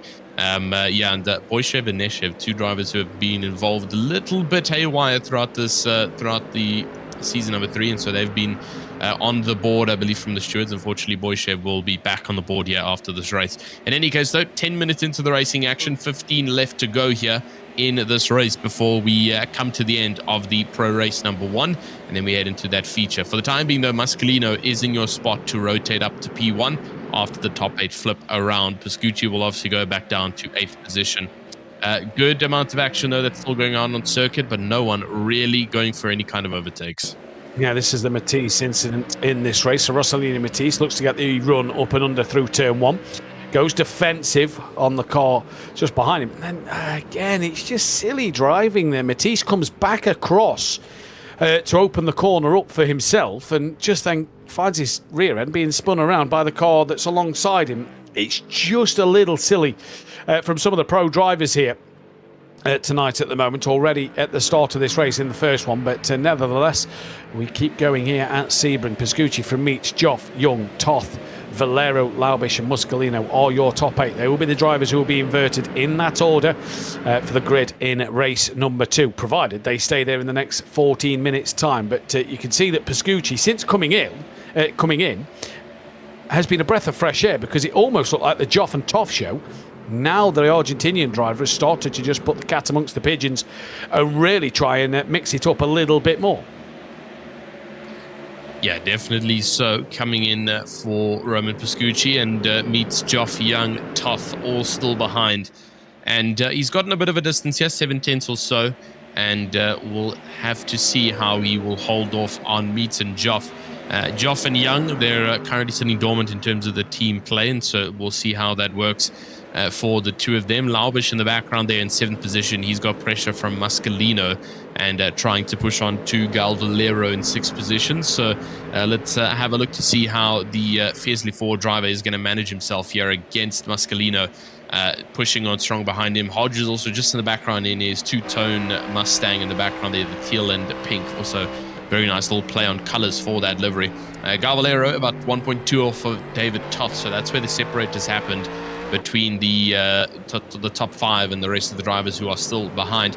In terms of your drivers towards the backside, unfortunately, a couple more white figures have become present here, so a little bit of distance has been placed from every position below 8, so that's unfortunate to see.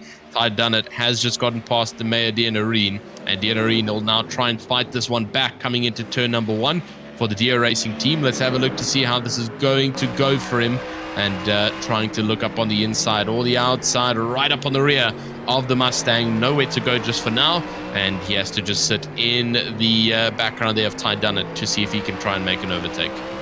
Yep, just seeing if you can try and make an overtake, but Ty Dunnett getting past Maya Dianarine in this race. That's for 12th and 13th position. Boyshev, the only retirement so far in this race, sat in the pits down in 22nd place as Dianarine breaks hard in towards turn number 7. That's the hairpin corner. Sat nicely just behind Ty Dunnett still. Got to try and stick with him because he's got Carl Holzband right behind him as well. So this little fight not over for P12 at the moment. But But out front, top 5, all within a second of each other. Then they've got a bit of a gap back towards Valero in P6, who's got Laubish, Muscolino, Hodge on the rear of him. They are in the background.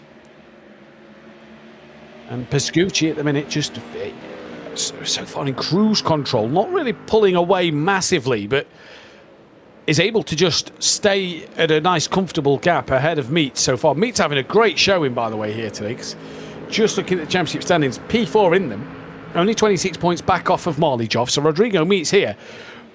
Also, if he can outscore Marley Joff and David Toff today, he's just chucking his hat in the ring for some extra points. Valero's within that championship battle. He's down in 6th in the race at the moment, so he needs to try and make himself or get himself to score a couple more points. Really close pro championship here. 35 points separate the top 5 as Young is still ahead of David Toth. And these are the points, Tristan, that David Toth didn't want to be losing going into this round.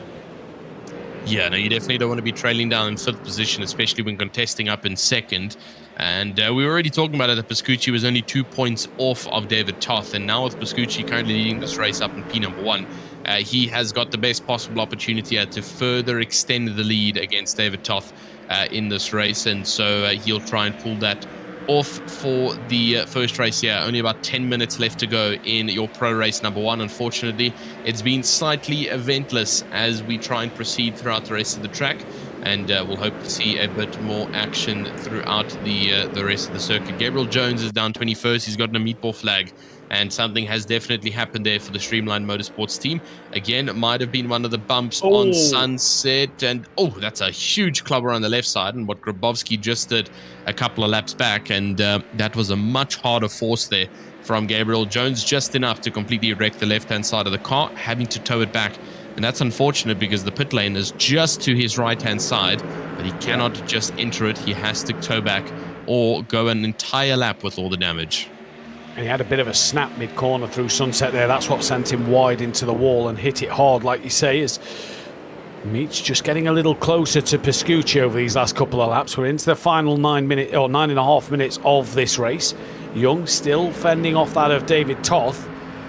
Toth almost getting a taste of his own medicine from the World of Sim Racing team here. We remember when Toth back in season 1 had his partner Ballas Pala helping him out back in the very first season over Gregory Hooverson. Well, now it's roles reversed, and Young is there to support Marley Joff in this championship this season. Marley Joff looking to become the first 2-time winner of the Pro Series here at the league by Foxxtecca. The Brit looking to go back-to-back in this one at the moment, as they'll come down the start-finish straight to start the 9th lap of this race. 16 minutes 7 seconds have gone on the clock. We've got a bit of action further down the order. Maya Dianarino has lost out to Tyler Carr now. Is side by side with Carr, looking to go around the outside in towards turn 1. Breaks a little bit later than Carr, just gets a bit more of his car alongside and keeps hold of that P number 13. So Maya Dianarino has not just come to roll over and make the numbers up, he's come to fight hard in this race. Yeah, good stuff there coming in from Dianarino up into 13th now, like we mentioned, and Tyler Carr tied down it in front and behind.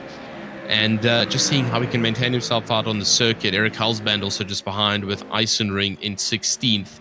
So these drivers all within fighting chance here. Halsband is going to try something on the outside here and try and hold off, but just not enough on Tyler Carr. He's going to have to stay just behind. Eisenring is 3 seconds in his backside, so he does have quite a bit of breathing room there. We actually see Eisenring now losing out to Zohair Ahmad, and so these two also fighting out with Elon Johnson in the background to make it a 3-way fight. That's for 16th position, and seeing how they can hold it out on circuit. Only about 7 minutes left to go of this race. We are heading into those final couple of moments where if drivers need to make that overtake, they need to do it shortly before the race comes to an end. We've seen it before, especially with Sebring being such a longer lap time compared to the other circuits, is that drivers don't realize that they're on the final lap until it's too late. So they do need to make those overtakes when it is presented to them, or else they will unfortunately be sold off behind. Here's Andrea Mascalino, and he currently sits in 8th position, which is the rotating top point for the second race. Mascalino has been holding 8th for pretty much this entire race, which means he will be starting in P number 1. If he can keep 8th up to the line, Labish will be starting in 2nd. Justin Hodge, unfortunately, just outside of that by over a second. He needs to try and catch up here if he wants to try and get that position on the last moment. Indeed, so and it's almost like Muscolino now is in that position of the race with what's left to just sort of say, I think I'm going to take that pole position, isn't it, and play that strategy game here in the Format B.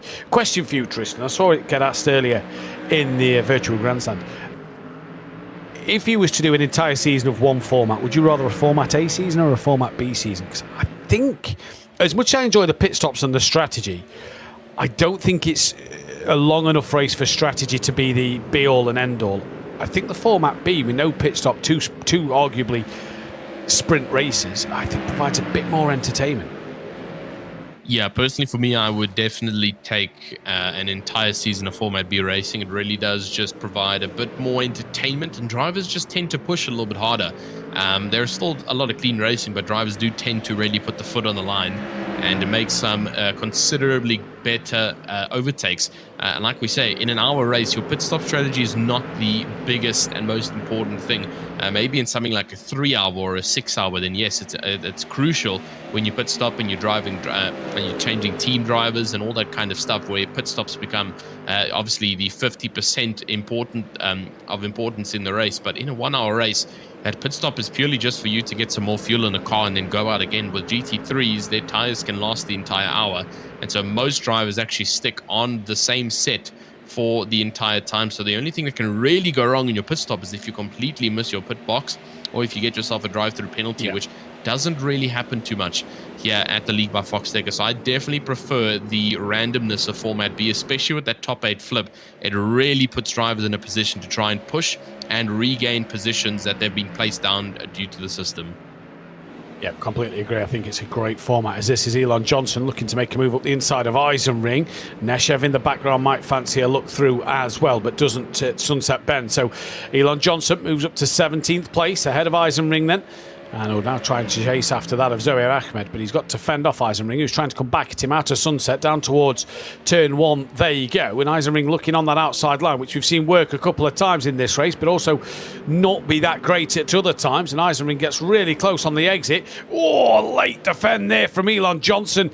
Not in the braking zone, though, and Eisenring might now come under pressure from Neshev in the background, and does come under pressure from Neshev. Johan Neshev gets himself up into P number 18. So Eisenring there went from attack to defence, and instead of gaining a place, he lost out to the Bulgarian driver.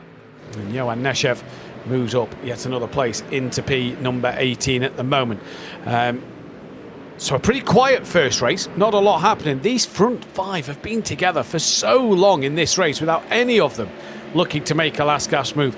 I've got a feeling, if it's this case in race number 2, the likes of a David Toff, maybe a Rodrigo Meets, might just start to look to make a few little dives here or there, just to show the nose, knowing that this championship is getting closer and closer to the end. Yep, definitely so. Hopefully within these last 4 minutes, we get to see a bit of change up. And 4 minutes is only just about 2 laps left, depending on when the race leader comes across the checkered flag line. And we're talking about it now. We are seeing P1 of Pascucci up at the top. He's just heading onto Sunset now, and we will be possibly heading on to final lap here, depending on how long it takes him to reach the checkered line. We'll see as soon as he starts his next lap here. And watching that lap timer tick, as soon as it hits to lap 12, and it is just, there's lap 12 now. So it is just about 2 minutes and 3 seconds from when he crossed that board. And currently our drivers are doing around about 1 minute 59. So if all goes to plan like the previous laps, this will not be the last lap. This will be the second last lap, and white flag will be next lap. But it all depends now on what our race leader over here does in terms of his lap time, and let's see how it goes for him there as we head up towards the final moment. It's still 2.5 minutes. I just realized. Okay, so that's the 3 a.m. tiredness for you. So definitely will still be another lap after this, and so Rodrigo Roman Pascucci will have to see how he can handle from Meets and Joff behind. So still another 2 laps that he's going to have to defend off of. The Destiny Spurlock podcast came to an end today. You saw the last episode of it coming next week. We wished would be the Jim Cunningham stand-up comedy show, but sadly it will be the repeat of the podcast if you missed it already. But Jim cracking the jokes in the background once again there as we come into that final 1 minute 50 of this race now. And this is David Toth all over the back now of Young. Young just starting to fall off the back of Marley Joff, who's gained on Rodrigo Meets a little bit. But David Toth now looking to put that pressure on Young just ahead of him. But can he make that move at the moment? Young is doing a great job here, Tristan, coming in for his first race of the season here at round number 6, trying to keep that of David Toth at bay. And he's doing just that. But we know David Toth, he's one of them, isn't he? Elbows out, likes to get aggressive on his racing in a good way. And David Toth, if he gets one slither of an opportunity, will make that move. And here we go. There's the slither. Door is open. Toth goes side by side now with that of Young. Has he got the momentum out the corner? He'll be on the outside line if he doesn't have the momentum out the corner. Let's see what's going to happen now. David Toth still side by side with Young. See there, Marley Joff come across to try and give Young a bit of slipstream there down the start, finish straight. Toff's going to try and hold it round the outside. Look for the up and under maybe. Does he get the run out of turn number 1? David Toth cannot get through at this moment in time, and Young manages to keep the Hungarian driver at bay for now.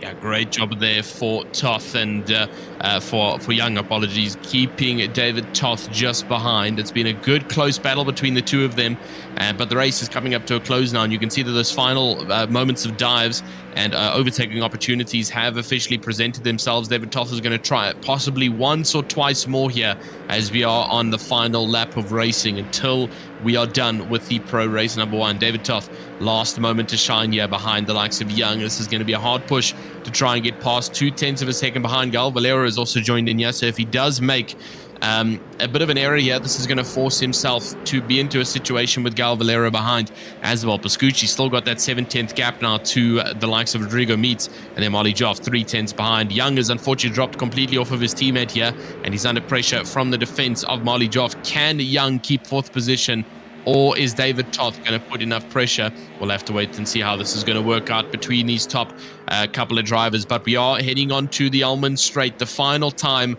before we get to the end of the pro race number 1. Gal Valero looking to see if he can scope out on David Toth in this final straight heading up to Sunset.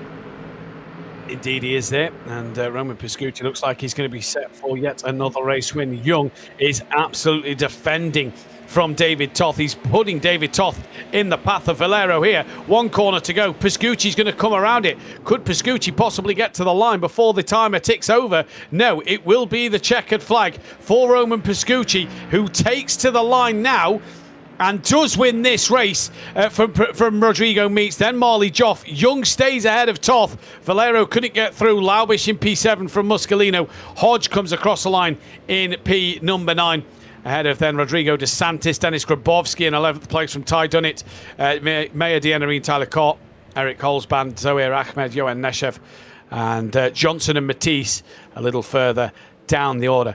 Has something happened with Elon Johnson there? Because I'm just seeing a few comments in the virtual grandstand about an incident involving Elon Johnson. So not too sure if something happened between him and Eisenring, who was having a fight together earlier on. I don't know if Jim's going to be able to get that. We lost it because the session's turned over, sadly. So something definitely happened there. But Tristan, quiet first race, but Roman Pascucci doing exactly what he needs to do. We've said about Evan Davis being the man in the purple patch in the AM category. Roman Pascucci, your race winner today, is doing the same thing in the Pro Series. Yeah, doing an incredible job there to keep himself up at the top, and that's going to boost him ahead of David Toth in the championship standings for the time being. Rodrigo Meets does take 2nd. Marley Joff holding off in 3rd position there. Aiden Young will take 4th for his first race of the season there. Good competition against David Toth in 5th. Gal Valero to Nicholas Laubish, Andrea Muscolino, Justin Hodge down in 9th with Rafael DeSantis. Dennis Grabowski, Ty Dunnett in 12th with Mehdi Arena, and then Tyler Carr down 14th. Eric Halsband down 15th with Zohair Ahmad in 16th position. Yoneshev and Elon Johnson down in 18th. Only a couple drivers left to go. Some drivers not finishing in today's racing events. And that looks to be it for today's total grid. There we have Rosalina Matisse, Ed Eisenring, apologies, Gabriel Jones, and then Ivo Loboyshev, obviously DNFing a little bit earlier on in this race after having that contact that drew him off from trying to get any kind of position that would have been worth it. That is it, though, for your pro race number 1. We've got your pro race number 2 coming up very shortly in just about 3 minutes' time. Drivers just have a quick warm-up session to get going again, which I don't think many are going to be out on track. Most are just sitting for the time being. And then we get going for pro race number 2, your top 8 split. Your top 8 reversed around and 30 minutes on the board here. Matthew, what are we expecting for this race? I'm expecting a little bit more action up and down, but there is still going to be high contention for those top 5. I think what you're going to expect from this race, I'm talking between this top 8 now, right? Toth starts ahead of Joff and Pascucci and Young. So I think David Toth I don't think Young is going to be looking to try and defend from Toth too much, trying to get in front of Toth. I think Young's attention might be now to keep Pascucci behind Marley Joff in this race. So Joff's outscored Toth in race 1. So we need to now make sure that Joff outscores Pascucci in race 2. I'm really interested to see this battle between the Young, Joff, Toth and Pascucci fight up and down the grid. Rodrigo Meets, let's see what he can do coming through the field in the top 8. He should be an interesting one to watch. Boychev's coming from the back of the field. Say what you will, make your own comments on what he did in race 1, but he's a capable driver of getting through the pack. So keep your eyes on him coming through the field a little bit more, Tristan, in this second race. I think it's going to be one of them, isn't it? It's going to be like last race of the day. We're going to start to see a few more elbows being shown here and some moves being made. Yep, definitely so. Some moves are going to be made here coming into the final part of tonight's racing. And it's the last chance for drivers to get points on the board before we head into the next round of VIR, which is also going to prove to be quite a technical and fun track of racing in St. Petersburg to finish off season number 3 of Foxxtecca. And then hopefully season 4 won't be too much of a delay before we get going again. Maybe we get to see one more season before the end of the year. That would be ideal. I know season 2 we started off in January of this year, so we took a bit of a break during the November-December period. So we'll have to see if Chris Harris has got anything lined up to bring season number 4 before the end of the year or possibly into the new year. But I'm hoping it is going to be before the new year even is remotely close, because the racing here at the league by Foxxtecca is just so sublime that we cannot wait to get back to it. It is going to be Andrea Mascolino who's top of the top for the Tatum ResTech team. Nicholas Laubish will now be in second, and Gael Valero with David Toth, like Matthew mentioned, ahead of both Aiden Young and Molly Joff, who will lock out the third row for the WSR team. Rodrigo Meets in 7th with Roman Pascucci now all the way down in 8th position. Justin Hodge in 9th with Rafael DeSantis in 10th position. 11th for Dennis Grabowski, 12th for Ty Dunnett, Mayor Dinarine in 13th, Tyler Carr 14th, Eric Halsband, followed by Zoe Ahmad Yoneshev in 17th, Elon Johnson in 18th, Rosalina Matisse, and then Ed Eisenring down 20th. Gabriel Jones 21st, and then Avilo Boyshev will be starting where he finished last race, down in 22nd. Yep, so going to be an interesting race as the short formation lap starts to get underway now, and we'll be back to racing action once again in just a couple of moments' time. Remember, if you do like what you see here on the League by Foxxtecca, we'll get into that in just a moment's time, actually, because we are about to go green here at Sebring. It is green and go for the second time, and look at how many cars already try and jump out of position to make the moves, heading down in towards turn 1. David Toff in the middle of at least 4 wide, coming in towards turn 1. That is your pole sitter of Muscolino, who leads going into turn number 1. David Toth 3 wide still, with that of Valero and Marley Joff trying to duke it out. That's Grabowski off, just clips the tyre wall. The rear wing comes off the back of the car there as it clipped the tyre wall as he was off the circuit. Through in towards turn 4 they come. Grabowski still going in this race for the time being, but Nicholas Laubish attacking the back of that of Muscolino at the moment. And Aiden Young is still, in fact, has lost out to Roman Pascucci. So has Marley Joff in this race. So Marley Joff's got the work to do to get ahead of Roman Pascucci.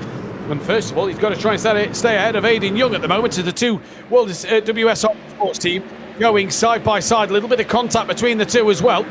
So that might be a little bit of words to be exchanged here between the two teammates. Obviously, no teams championships in this league by Foxxtecca. It is all solo drivers, but there are similar drivers from the same stable, if you will, that like to help their buddies out at this stage of the season. No Eisenring, no Jones took to the start of this race. Grabowski's got damage on the rear of his car, and Muscolino contact in the midfield, and there is at least 3 cars off there. Ty Dunnett, Hodge, and I believe DeSantis was also one of them who was dropped down the order a little bit more as well.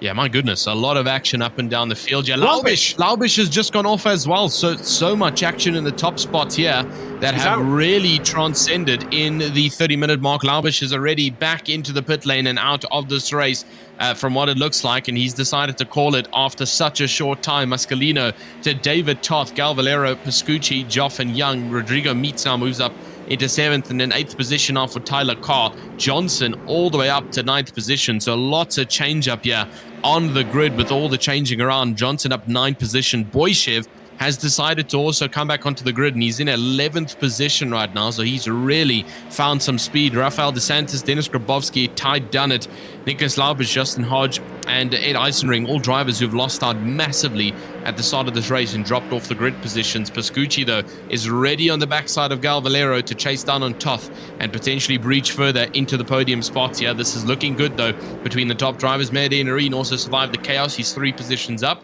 and currently fighting it out in 10th position, just behind Elon Johnson. Let's see how that gets played out for him. Yoneshev for the negative delta is currently side by side with Zohair Ahmad heading down towards the hairpin section. Who's it going to be later on the brakes? Yoneshev is going to have the inside line here, so he's going to have the advantage. A little bit of damage also on the front side of Zohair Ahmad's car. You can just see it on the front right fender. It has been bent in a little bit. It looks like Yoneshev is going to have an uncontested entry into the corner and will move up into 13th place. Great stuff there. Eric Halsband just behind Zohair Ahmad now will have to try and work hard to get past if he wants to move up the grid.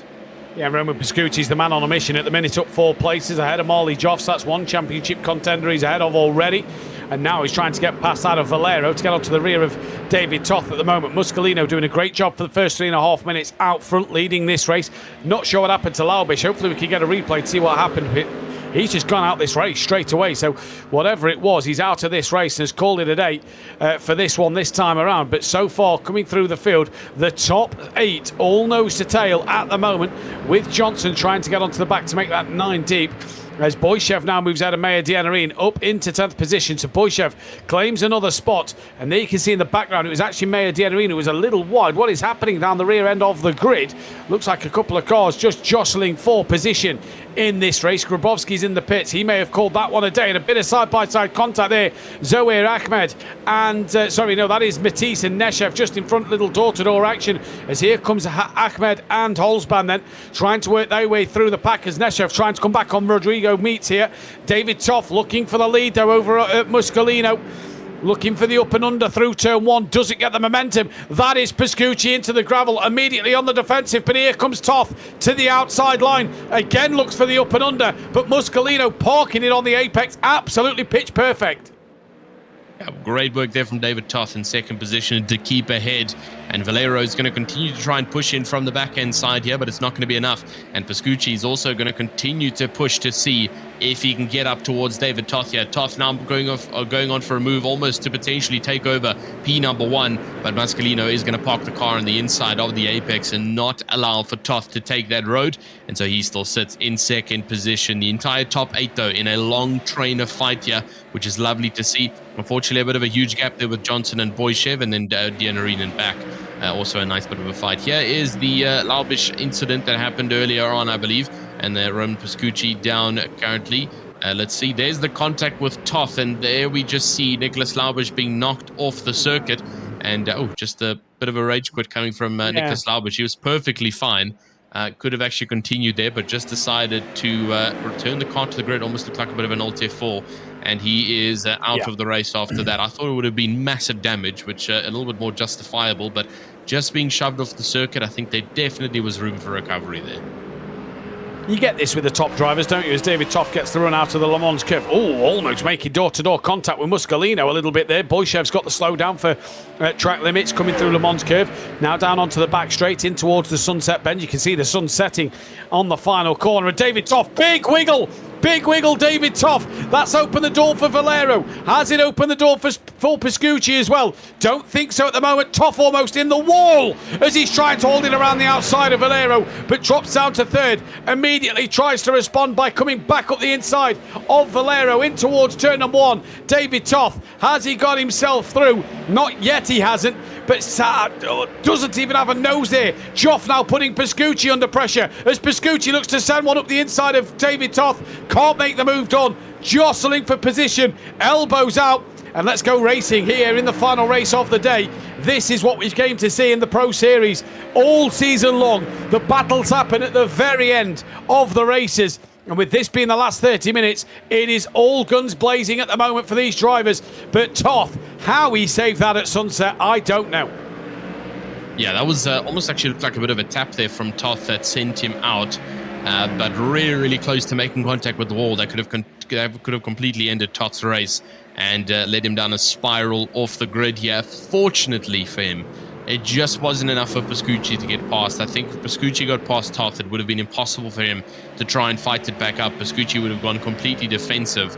But now Pascucci still has to try and get past Toth here. Joff and Young will also do the same thing in the background there for the WSR Esports team. Tyler Carr's unfortunately dropping rapidly off of the top 6 here, who just seem to be on a different level of pace for the time being. We'll have to see how this is going to work out for the rest of our drivers.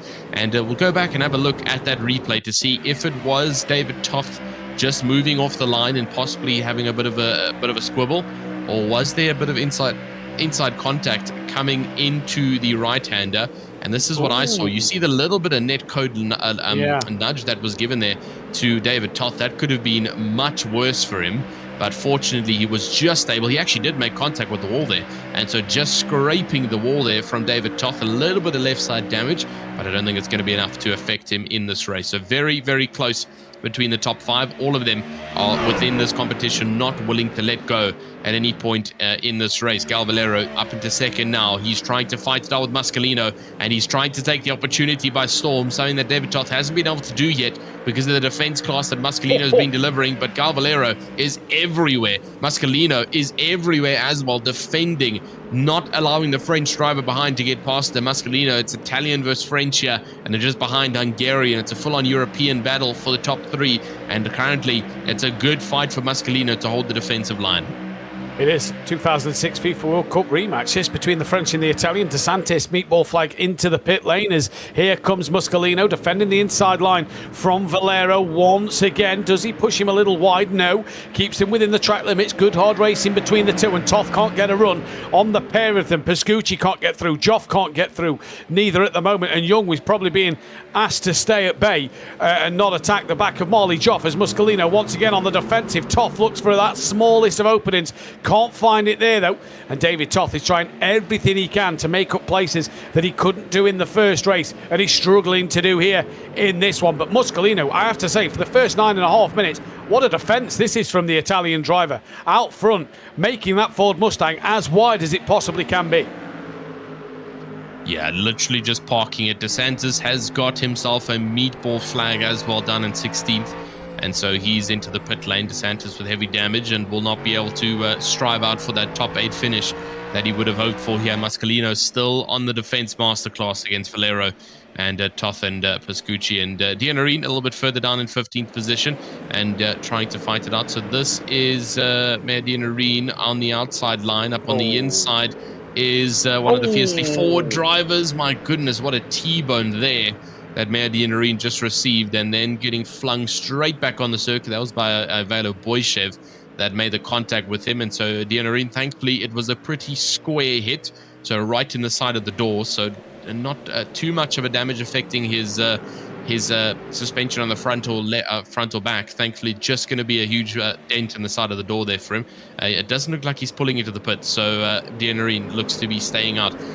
Gal Valero just continues to try and strike to Muscolino here, but it's just not happening. But now he's actually got the pressure from Toth once again. Toth with that front left damage from making contact with the wall. You can see it's imminent. It's small, but it's not going to cause him too much harm here. Roman Pascucci now on the left-hand side, looking up on the right-hand side. Is it going to be enough? No, it's not. And as they all dive into the hairpin corner here, Roman Pascucci trying to get the rotation on their car. Just not enough, though, to make it ahead. And he'll have to sit just behind for the SDR Sim Racing team, still behind David Toth.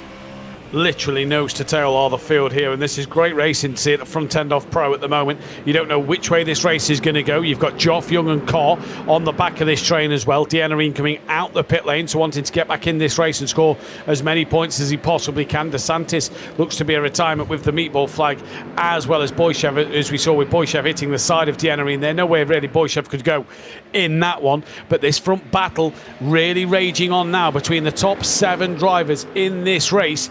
And this is one for the ages here in the Pro Series, because every time Valero looks to attack Muscolino, you just get the sense that Toth is looking for that gap being left open on the corner entry of Valero to make the move. He just can't get the move done. That's the problem at the moment, and this has been absolutely fantastic so far in this race. As here comes Toth on the defensive, more from Pascucci, who's really alongside David Toth now coming in towards Sunset. Pascucci on that outside line. Toth carries the momentum through the inside corner. Marley Joff just watching this race unfold all in front of him as they come through the bumps of Sunset, down the start-finish straight. Pascucci all over the back, flashing the lights at David Toth, who is so defensive going in towards turn 1. Now comes back across into the braking zone. You're allowed to do that. That's not blocking going into the braking zone. He made his one move, and that's good defending from David Toth there. But this is just allowing Valero and Muscolino just to break away a little bit from this 3rd, 4th and 5th place fight.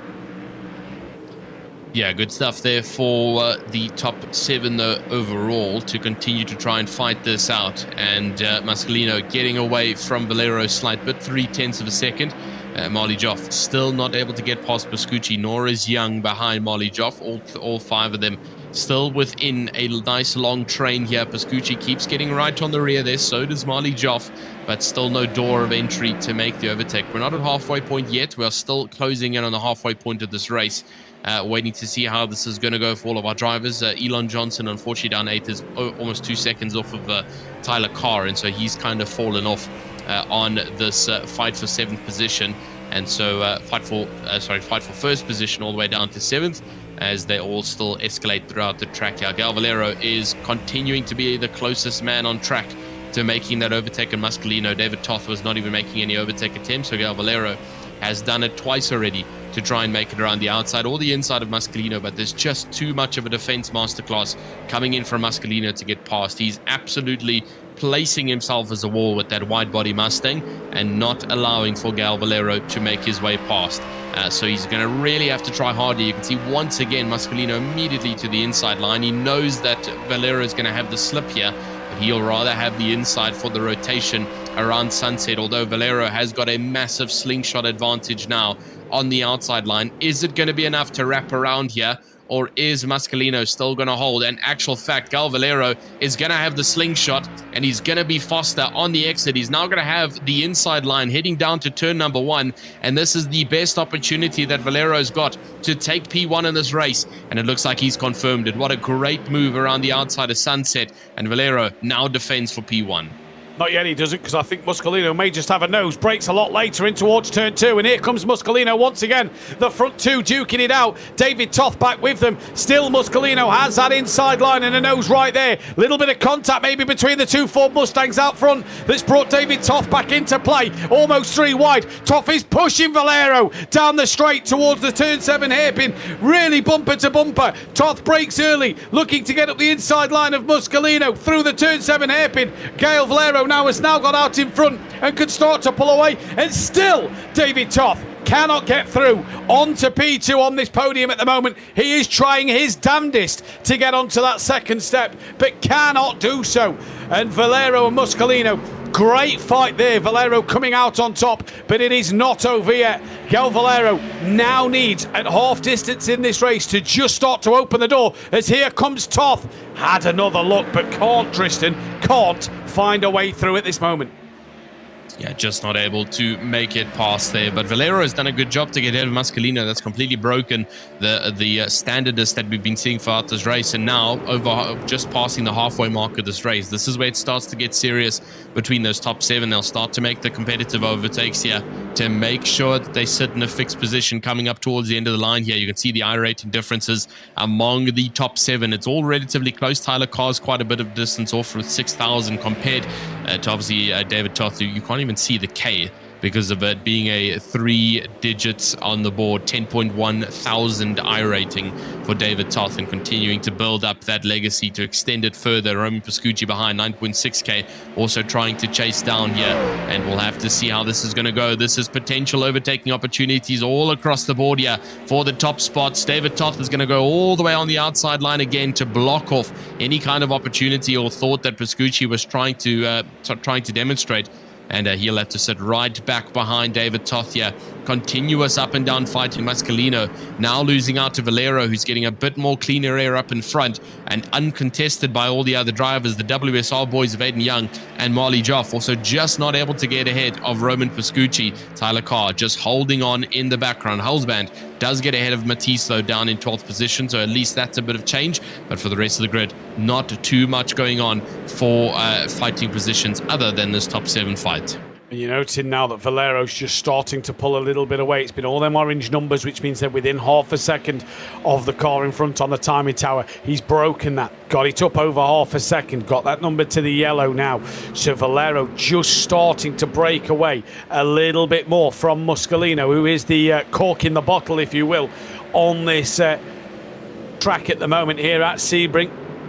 Well, there's been some great racing in the AMs and the pros this afternoon. Remember, 2 Format A races to come your way to end the season. VIR next week, and then St. Petersburg the week after. So we come back to Florida in 2 weeks' time for the final race of the season. Home of the great Jim Cunningham now, who's bringing you all these fantastic shots of this circuit here at Sebring as the sun is setting beautifully, and that might just be a distraction in the braking zone as well, Trist, as this race goes on. That sun just getting right in the driver's eyes through the windscreen, coming down into the braking zone. Here comes Toth again, just a look, but he cannot get close enough as Rodrigo Meets gets past Johnson for P8 as well. So Meets up to P8 further down the order. There they are, look side by side. Johnson trying to come back up on the inside line here of Rodrigo Meets. Meets will have the inside line though, going down in towards turn number 1 in the yellow or gold and black livery. Turn 1, here comes Meets, inside line, through he goes, and Johnson has to tuck back in behind and wait once again to fight that one another day. These three are only 2.5 seconds off that lead pack. This is Eric Holzband down the order in P14 on the back of Matisse and Ty Dunnett then. So that is for 12th, 13th and 14th position. And great to see Meyer Dianarin 58 seconds behind. He's made his pit stop because of damage, but he's still going out there. It's track time, and he's treating every lap as a practice session now. Yep, just making sure that he can bring it home. And I think Dianarin is actually just limping around circuit with that damage, like you mentioned. Definitely is, because 57 seconds down on the board, and really just trying to bring it home now, heading into this final 10 minutes of the race. We saw in the final 10 minutes of the first race is where we really started to see quite a couple of overtakes happening, drivers making those moves which we weren't expecting all of a sudden to come, and then all of a sudden in those last 3 or 4 minutes they became quite apparent. So this is something that will happen again in these last moments, so keep your eyes peeled as to how this is going to work for all of our drivers as we now embark into the last 30 seconds before we get to the last 10 minutes. Marley Joff still on the backside of Pascucci, and Aiden Young behind in 6th position. Still Tyler Carr slowly starting to drop off from this top 6. It was about 5 tenths, it's now 9 tenths after the previous lap, and so he is losing out slightly. Valero is running away there from Mascalino. It's from 6 tenths to 9, and he is starting to extend on that gap for the lead here. Hopefully Valero can keep this, which will be good points on the board for the French driver here. Marley Joff still sitting in 5th, and now Toth's gotten up on the inside, but it might not be over yet. Through Sunset, we know that some drivers are able to get by just on the runoff here at Sunset, and you can see Mascalino looking for track that doesn't exist on the inside line there. Now he's forced back onto the outside. Toth is going defensive here, and it looks like he's just going to continue to extend this gap here to Gal Valero, and now Mascalino is going to come way back because Toth runs off the circuit. All of this has been pretty much useless. The only thing that's given is the fact that Mascalino has jumped Valero has jumped 1.5 seconds ahead of the rest due to the fighting. Yep, and it's off to Valero. He got past Mascalino, didn't have to fight too hard with him, and managed to get ahead, and is now looking to try and win this race. 1.6 seconds at gap. Toth got ahead and then just made his own little mistake there by running too wide onto the grass, and it's just cost him a little bit more because he's now back behind Muscolino, who really is the mobile chicane out there at the moment. This is what happened again to David Toth. So he's got this is him coming in towards Sunset now. So Muscolino just ahead of David Toth at the moment. Great move up the inside, gets so close to that opening wall on the inside line, gets through, covers him off. Now watch for Muscolino, look for road that wasn't there, as Tristan said. No way is that a Ford Mustang's gap. Backs out of it, comes back across. David Toth's now going to just run a little deep here through turn 1 on the exit. Watch this. So nice. Oh, did he clip the wall? I believe he may have just clipped the wall a little bit. Yeah, clipping the wall will definitely throw you right onto the right-hand side of the circuit, and that's indeed what has happened there to David Toth, and why I lost out to Muscolino. He almost lost out to Roman Pascucci as well. Thankfully, he was able to hold it there. That is Young currently trying to break these. No, that's not Young. Apologies in the background. Thought it was. That is one of the other drivers, similar livery to the WSRs from the front-hand side. Looked a bit same, but definitely not. That is one of our other drivers trying to swing it around. I believe Hulsban on the backside of Matisse, just in the background, trying to make his way around, and or Neshev on the backside of Johnson. I think that's a more realistic approach. Down in 9th position, trying to make a couple of overtakes. So 2 positions in the mid-pack that may become fruitious with Hulsban and Neshev. So keep your eyes peeled there to see who jumps up on the board. But in terms of the rest of the fighting, it's all going to be between the top 7 right now. Valero, Muscolino, Toth, Pascucci, Joff, Young, and Carr. All of them fighting it out. One long train from the rear spoiler. You can see it. Toth has got a long train behind him that he's trying to hold off from, and then Valero just continuing to extend with 8 minutes left to go. It is all you can do. But now on the inside line, this is pressure for David Toth, because Pascucci is going to go side by side, and a little bit of argy-bargy coming between them now, and David Toth right up against the likes of Pascucci. The two of them have been going neck and neck throughout this race. That was the best opportunity there for Pascucci, and just not enough, and Toth closes the door to keep him at bay. Yep, but the fight's on now for Pascucci to try and get past Toth. Marley Joff has not had the pace to try and get the overlap and make the move at the moment over Pascucci, but Pascucci really trying now to attack the back of Toth. That's a car off in the background. That is Car, I believe, who has gone off in the background. So that's Johnson and Neshev, who have both got through on the racing at the moment. Zohair Ahmed is now out of this race. It was Zohair Ahmed, sorry, that was around. So Ahmed is now out with the meatball damage. We'll try and get a replay of what has happened to that in that one. Let's take a look then as we enter into the final few minutes. Zohair Ahmed now coming through the double left-hander. I think it was Ahmed and Carr. 2 cars went off. Yeah, that definitely seems like huge. That's been some sort of steering failure on his equipment. There maybe a monitor's gone off at the last moment, but yeah, huge impact into the wall there. But here comes David Toth on the defensive from Pascucci once again with 6 and a bit minutes to go. Yes, that was Ahmed who went completely off into the wall, but I think Carr also went off, and that's the car that we saw actually in the background dropping off on the grid. So not too sure what happened to Carr either. He definitely made an error and lost the rear somewhere, and so he's gone all the way from 7th down to 10th position. That's what he's lost out now. Here's the replay of Tyler Carr, which we saw in the background there. So this is him coming in to close in on Marley Joff and Young, and just too much into the corner. And just as much as you can push on to try and fight for 6, you can easily lose it and drop all the way down to 10th position. So Tyler Carr losing out on 4 spots will be all the way down on the board now, back down to 10th position. Roman Pascucci is running out of time here behind David Toth. If he wants to make this overtake stick, he needs to do it soon, because he is starting to lose total track time that he's got left. Just behind as well as Joff and Young, the 2 WSR esports drivers, who are also trying to get up towards the top spots here. Muscolino now 2.2 seconds behind Valero. So best chances here for the French driver to get himself a win in race number 2. Good to see some differentiation in the pro race compared to the AMS, which was taken by storm by Evan Davis. Eric Hulsban down in 13th, still busy chasing onto the backside of Rodrigo Matisse. is still holding down in 12th position, tied down and just up ahead. Nice little bit of action going on between all these drivers. Dianarine also still trying to maintain himself out on circuit. Just has not been his race today. But Zoe Ahmed, despite the challenges, has decided to come back out. He's on pit exit and will finish this race to see the checkered flag. Yeah, good, and you score points for finishing the race. Chris said it a few weeks ago that you score the majority of your points if you do finish the race. Zoe Ahmed coming back out, and testament to the drivers who are finishing the races here, like Maya Dianarine and Zoe Ahmed, for not just using the rage quit or calling it a day from the session, getting back out onto the circuit and finishing the race, because points mean prizes come the end of the day, and you don't know what could happen in that championship up and down the field. Valero 2.4 seconds out in the lead from this of Muscolino, who I tell you what, I have to tip my hat to Muscolino in this second race. Has driven fantastic in the defence of everybody around him. He was driving defensively fantastic against Valero. Valero just managed to get ahead and hasn't looked back since, but he's kept the 3 championship contenders all at bay at the moment. So great stuff as Matisse gets past Holzband for P12 down the order.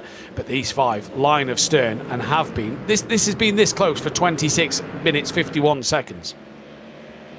Yeah, it's been continuous here for literally the entire race between these, the top 2. Unfortunately, it was a nice 7-way battle at the beginning, but it started to distance now with Tyler Carr dropping off and Gal Valero extending his lead lap by lap here. Here's Johan Neshev trying to get past Elon Johnson and seeing if he can make it right past the Rage Force Esports team in these last closing 3 minutes. This is where we saw the action happen in race number 1, where drivers made those final dire moments and movements to move themselves up in the point standings. So we'll have to keep eyes peeled for that battle for 3rd position, battle for 2nd, apologies, with Muscolino leading from Toth to Pascucci, Geoff Young and Rodrigo Meets, unfortunately 1.7 seconds off, so he is not in that battle for the time being. But someone needs to make a mistake now in order for positions to change up, or else this will stay as it currently is. Toth will score himself a podium, which is what he wants, but the drivers behind also would like to see the podium spot. So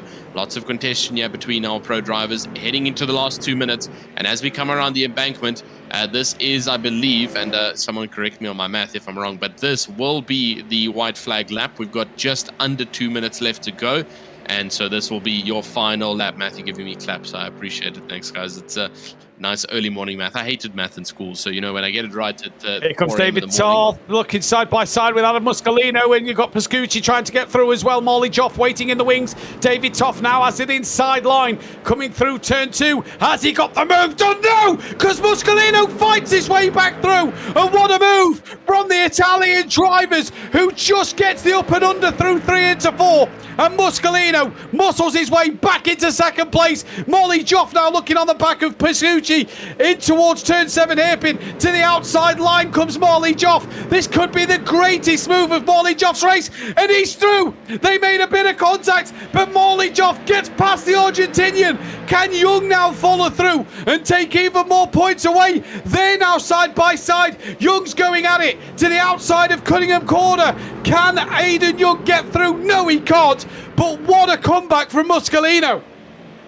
Yeah, and we always see this with the pros, don't we? The final moments to make overtakes and onto turn number 1. A good attempt there from David Toth, but great defense from Muscolino. Joff with an extraordinary dive on Pascucci. A little bit of a contact like we spoke about, but that's all fair and well in racing, and Joff has moved up into 4th position now as we continue. But this is officially at Gal Valero.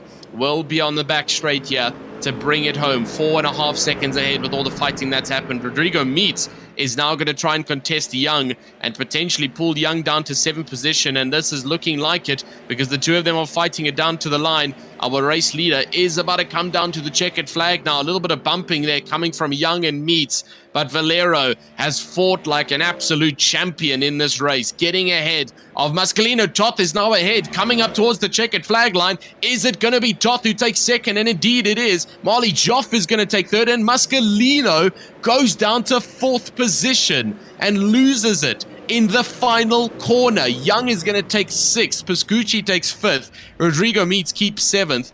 But what on earth has happened? Joff gets a jump on the inside, and Muscolino is just going to lose out. Let's see what happened here then. All at the final corner. So Toth looking to try and make that move, and we know he gets his elbows out. Muscolino, though, just left the door open. Oh, bumped him a little bit. Will that second place be taken away from David Toth? If so, it'll give Marley Joff second place. But hats off to Muscolino. What a race he drove there tonight. Even he's upset. He's not happy. Definitely not happy with that one. Completely forcing Toth into the wall there. Again, the joys of being a commentator. We don't have to deal with any of the dramas, and we get to just enjoy the evening as it comes. But yeah, that will be a difficult decision for the stewards to make. And unfortunately, even if they do give David Toth the penalty, Muscolino will not be returned to his position, because Marley Joff was able to sneak up on the inside line, which has changed things up. So if Toth does get the penalty here, it means Joff is going to get second after a long, hard-fought battle. Maydeen Areen is also going to come across the checkered flag line after fighting it out on circuit. And your final driver also out on track still, Zoe Ahmad, who's just bringing it home after fixing damages on his car after a bit of a technical difficulty that he experienced, and will bring it across for the pro race number 2 to come to its ultimate end for tonight's racing. We don't really have too much time left. I do see a couple of people in the commentary box. I do see Ramsey Jimenez is also back in, so we'll try and take a couple of interviews. I know Matthew will take Ramsey. I'll quickly have a gander here at Evan Davis, who is going to, before we do interviews, we'll quickly have a look at our results, just to have a look at it. Galvalero takes third, David Toth in second, and then Marley Joff in third, Andrea Muscolino fourth, fifth for Roman Pascucci, Aiden Young in sixth. Rodrigo Meats will take seventh, Roneshev takes eighth, Elon Johnson down ninth, Tyler Cott 10th, 11th, for Ty Dunnett, Rosalidi Matisse in 12th. Eric Hulsband 13th, for Maydeen 14th, 15th for Zahir Ahmad, 16th for Velo Boyshev, 17th for Raul De Santos, and the rest you can just see dropping down. Matthew, I'm going to give it to you to take on Ramsey Jimenez. Ramsey, you're live on the League by Foxxtecca. First of all, congratulations from all three of us in the commentary box here on your first ever podium for Lap Legends and your first podium here at the League by Foxxtecca. How was that one? And we've got to keep it short due to time here, sadly. All I gotta say is it's amazing. It's an amazing feeling to finally to pull through and get a good result. We were close at Canadian Tire, but now feeling it. I mean, they didn't catch it, but I was basically crying on my stream. So yeah, I can't thank y'all enough for hosting this championship for the league by Foxxtecca. That it was just such a good race. I'll be honest with you. A lot of stuff happened. Anybody you'd like to thank lastly? Gotta say thank you to Lap Legends Motorsport for having me as a driver, and Simplay Motorsport for the support. Design Manchester, Gasgub Designs for this awesome throwback livery we've been running, and Simpson Official and Go Setups. Those are all the people I'd like to thank for tonight. Brilliant. Well, congratulations, Ramsey. We'll let you go and enjoy that one. Enjoy, buddy. We can get. We're going to bring in. You want to bring? You 1 second. I've brought him in for you, Tristan. I'll let you take this one. Great stuff. Evan Davis, congratulations on the win here tonight. A double whammy and 100 points on the board. We unfortunately have to keep it short due to running out of time, but just a quick one. How was the race, and how was the double win? It was great. I felt on form all day, and I knew if I got clean air, I could catch Caden in race 2, so I'm glad it worked out that way. Great stuff. And quick one, because you gave a nice summary there. We head to VIR next week, Virginia International. What's the thoughts there?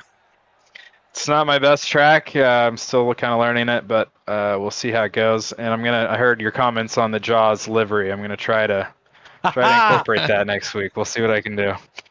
Great stuff. Great stuff. And then finally, anybody you'd like to thank or mention before you head out the box? Oh, yeah. I got a lot of people watching this one, friends, family, coworkers. So a lot of people supporting me, and so it was a good show for them. Absolutely incredible. Thank you so much for joining us in the box. Apologies that we had to cut it short, but we'll see you next week at Virginia. Thanks. See you then.